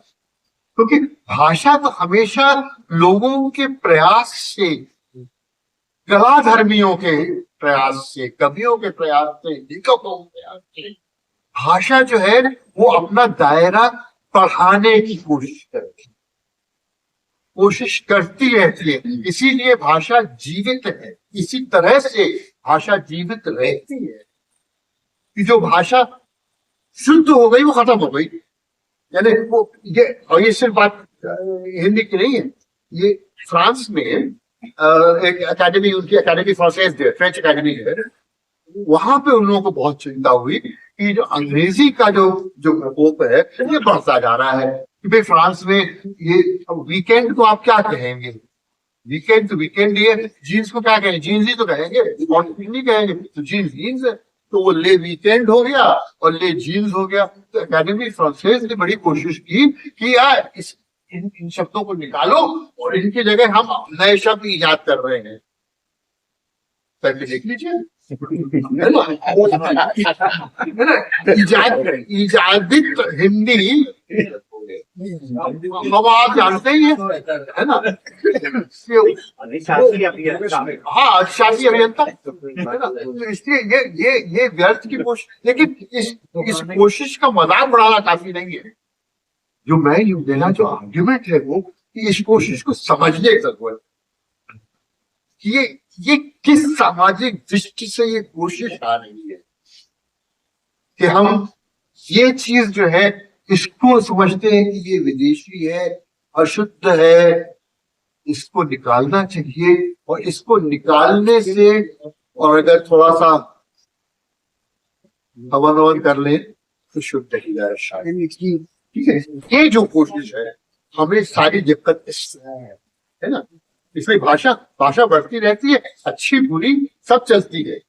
ठीक है, और ऐसा नहीं है कि आज जो चीज मान्य है, जरा शेक्सपियर के लिए भी कहा था कि भाई you little Latin and less Greek, जानते ही नहीं था कुछ, बेहद मूर्ख आदमी, पढ़ा लिखा था ही नहीं। ठीक है, अपने जमाने में कबीर के बारे में जाहिर है कहा कि कबीर के बारे में मान्य नहीं है, वो तो हिंदी है ही नहीं, वो क्या है। तो इसलिए भाषा, और ये समझना कि भाषा वास्तव में जीवित है बहुत मुश्किल है, क्योंकि हम लोग सब लोग भाषा को, माफ कीजिएगा, सॉरी, हम लोग सब भाषा को डिक्शनरी से जोड़ लेते हैं, जहां की भाषा को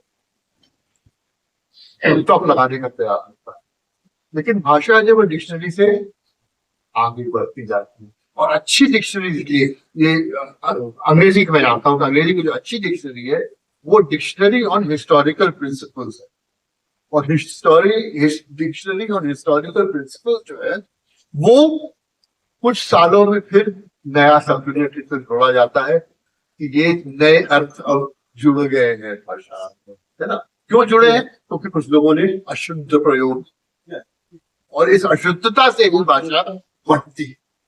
नमस्कार सर, दरअसल यहाँ हम लोग जितने हैं वो अलग अलग भाषा भाषी हैं। जैसे मैं भोजपुरी का हूँ, अगर हिंदी का वो मानकीकृत रूप नहीं होता तो जिस कोर्ट में हम लोग बैठे हैं, डिबेट कर रहे हैं, बहस कर रहे हैं, तो फिर वह रूप कैसा होता, स्थिति कैसी होती, क्या मानकीकृत रूप में भी कुछ संस्कृत के कुछ शब्दों को ले लें, उर्दू को ले लें, या उचित लग रहा है क्या? क्योंकि फिर इस स्थिति में हम यहाँ पहुंचते कैसे, उस भोजपुरी से निकलकर, मगही से निकलकर, मैथिली से निकलकर। मेरी अपनी समझ में मुझे देखिए, मुझे मेरी अपने भाषा प्रयोग से भी अब तक स्पष्ट हो गया हूँ, मैंने संस्कृत को ऐतराज छोड़ दिया है। मैंने संस्कृत से शब्द लेना भी हमें उतना ही मान्य है ना, लेकिन वकील को अधिवक्ता कहना हमारे लिए जरूरी नहीं। वकील को वकील कहने काम चल जाएगा हमारा, समझ रहे?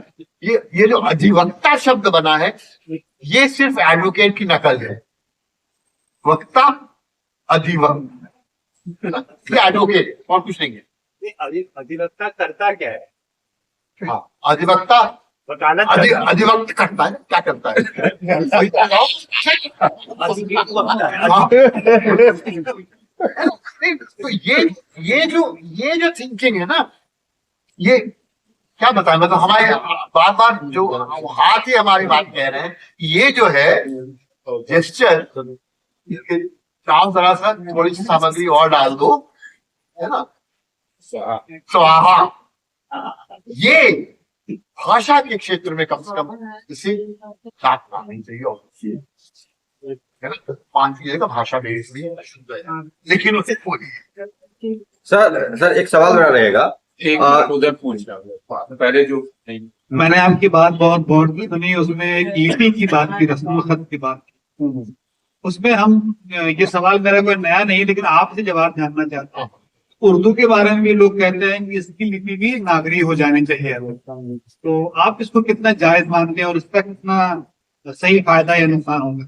देखिए, हाँ, नहीं देखिए, उर्दू की लिपि नागरी हो जानी चाहिए, तो मुझे समझ में नहीं आता, ठीक है, लेकिन उर्दू साहित्य का जो जखीरा है, ये नागरी में उपलब्ध हो, ये तो शायद अरे हमारे कहने की जरूरत नहीं है।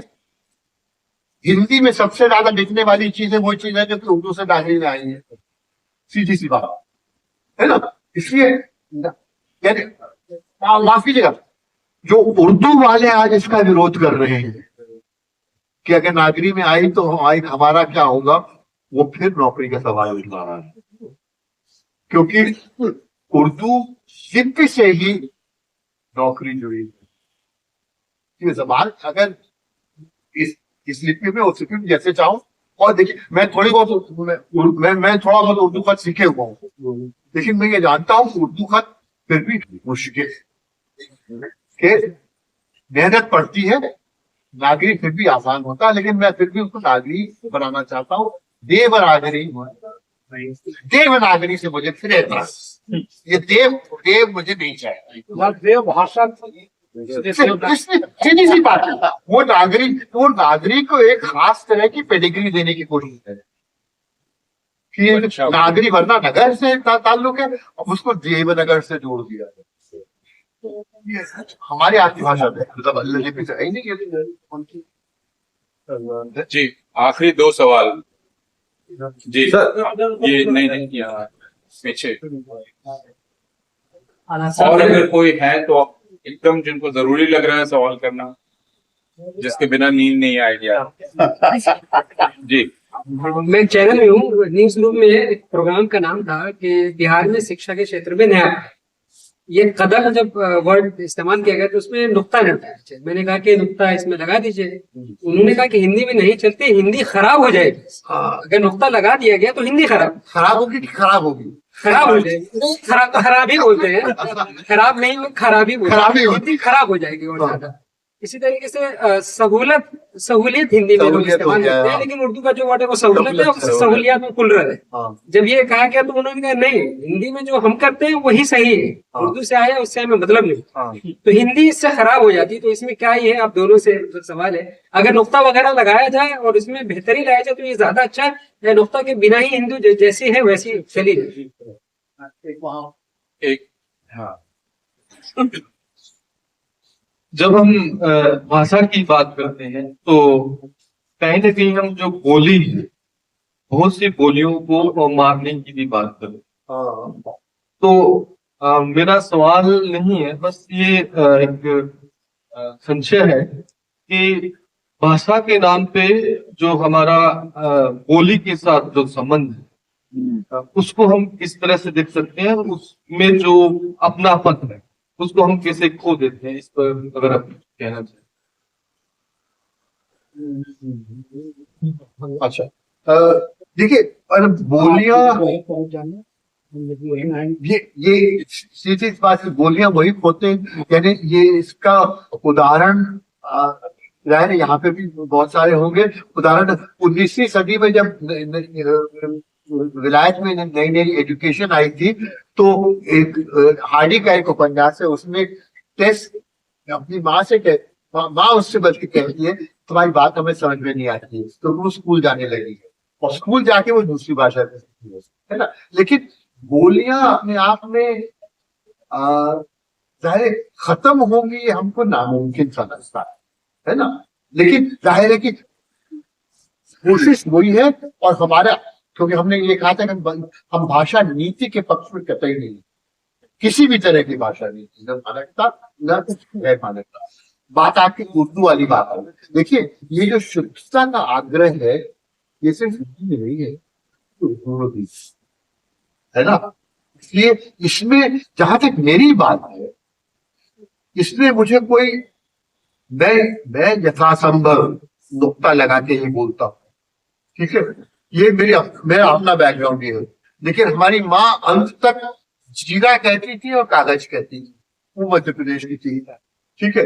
और हम लोग उनका मजाक उड़ाते थे, अपने घर में मजाक उड़ाते थे, ये जीरा जीरा क्या कर रही हो, जीरा कहते हैं उसे, ठीक है।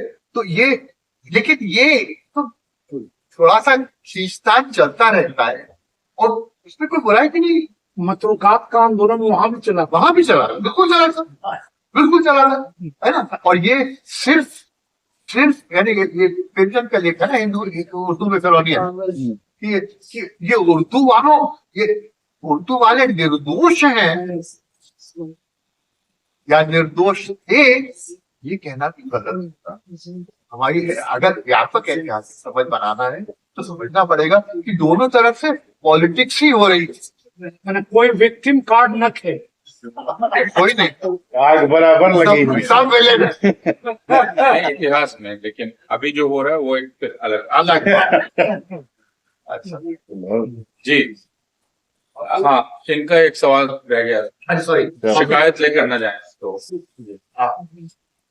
सर चलो सर, मेरा सवाल ये था कि अभी यूपी में योगी सरकार जो है मेडिकल कॉलेज में हिंदी का शुभारंभ किया था, जो पुस्तकें हैं पाठ्य पुस्तकें हिंदी में, तो काफी इसका मजाक हो रहा था कि भाई सेल को कोशिका बोलेंगे, रिवोल्यूशन को कुछ और बोलेंगे, पुनरुत्थान बोलेंगे, तो कैसा चीज चलेगा। तो इसका बहुत लोग विरोध भी किए थे, राहुल गांधी भी बोले थे कि भाई जो चीज इंग्लिश में है रहने दीजिए, इंग्लिश में ही उसको मत कीजिए। तो इसको कितना सहमत है सर कि मेडिकल की पढ़ाई या इंजीनियरिंग की पढ़ाई जो है हिंदी में कराई जाए, जैसे कि रूस में होता है, चाइना में होता है, दूसरे देशों में होता है, इस तरह से। आपका सवाल बिल्कुल सही सवाल है, सोचने की बात है। मैं अपना अनुभव बता सकता हूँ आपको कि मेरी अपनी सारी आरंभिक पढ़ाई और शायद बाद की अंग्रेजी में हुई है, ठीक है। हम जब स्कूल छोड़ के इंटर करने गए थे, तो यूपी में उस जमाने अब भी होता है इंटर, तो यूपी पर भी होता है, इंटर करने गए तो गवर्नमेंट इंटर कॉलेज में इंटर करने गए हम, और इंटर साइंस, हम साइंस वाले हैं, हम फिजिक्स केमिस्ट्री गणित वाले। तो हम साइंस करने गए तो जीआईसी में हिंदी में होता था, ठीक है, हिंदी पढ़ाई जाती थी। हम आए सीए कैम्ब्रिज करके, हम लोग चौंके कि भैया ये कैसे होगा। वो इतनी सी दिक्कत नहीं हुई, क्योंकि जो जबान इस्तेमाल होती थी वो उसमें सारी क्रियाएं हिंदी की होती थी, बाकी जो टर्म्स हैं वो है। हम आज भी हम स्पेक्ट्रम कहते हैं, स्पेक्ट्रम को क्या कहेंगे, है ना। और इसमें, और स्पेक्ट्रम को कहने में, स्पेक्ट्रम कहने में कोई दिक्कत नहीं है, यानी अगर मेडिकल की पढ़ाई का मतलब हिंदी में पढ़ने का मतलब ये है, तो उसमें हमें हमें तो कोई दिक्कत नहीं है ना।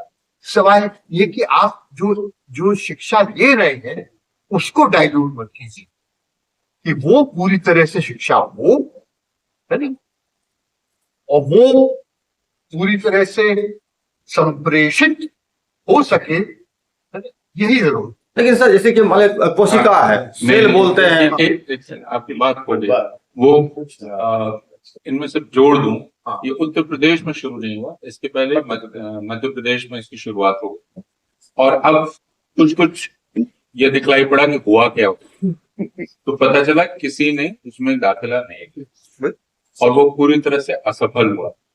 तो बात वही है जो आलोक राय कह रहे हैं कि वो किया क्यों जा रहा है वह समझने की जरूरत। उसकी वजह हिंदी नहीं है, उसकी वजह कुछ और है, और पूरा भाषण उस तरफ इशारा कर रहा था कि आप दरअसल एक समुदाय बनाने की कोशिश कर रहे हैं और उस समुदाय के आधार पर एक राष्ट्र बनाने की कोशिश कर रहे हैं, उसको विश्वास दिलाने की कोशिश कर रहे हैं कि आपकी भाषा अब उच्चतर शिक्षा की भाषा भी है, हम वहां उसको वो पदवी दे रहे हैं, और वो एक तरह की धोखाधड़ी है और पूरा समाज उस धोखाधड़ी में शामिल है। उसको पता है कि ये नहीं है, लेकिन वो मान लेना चाहता है कि ये है। तो इसलिए मध्य प्रदेश में जहाँ शुरुआत हुई थी अटल बिहारी वाजपेयी विश्वविद्यालय में, उसका अध्ययन आ गया है कि उसमें दाखिला ही नहीं लिया लोगों ने, तो ऐलान हो गया। उसके बाद फिर अभी ऐलान किया भारत के गृह मंत्री ने कि हम ये करेंगे। सारे लोगों को पता है कि वह होगा नहीं, लेकिन ऐलान से फिर एक आंदोलनात्मकता पैदा होती है जिसकी बात ये कर रहे थे, और समुदाय का निर्माण लगातार बढ़ता चला जाता है। तो मेडिकल या इंजीनियरिंग की पढ़ाई हिंदी में करने ये आग्रह के पीछे का आग्रह भी समझना हुआ, क्रियाएं रह गई और है होंगे, वो सब है, तो लेकिन बाकी तो वो कोशिका कंडिका ये तो है।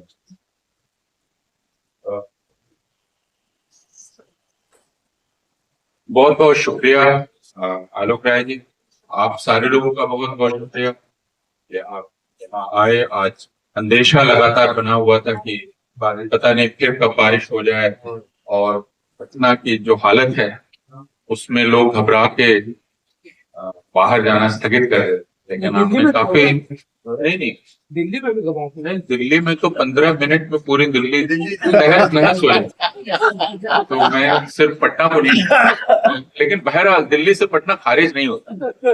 मैं ये कह रहा हूँ कि आपने अत्यंत ही साहस का परिचय दिया कि आप बाहर निकले इस अंदेशे के बावजूद और यहाँ आए, आपने हिस्सा लिया।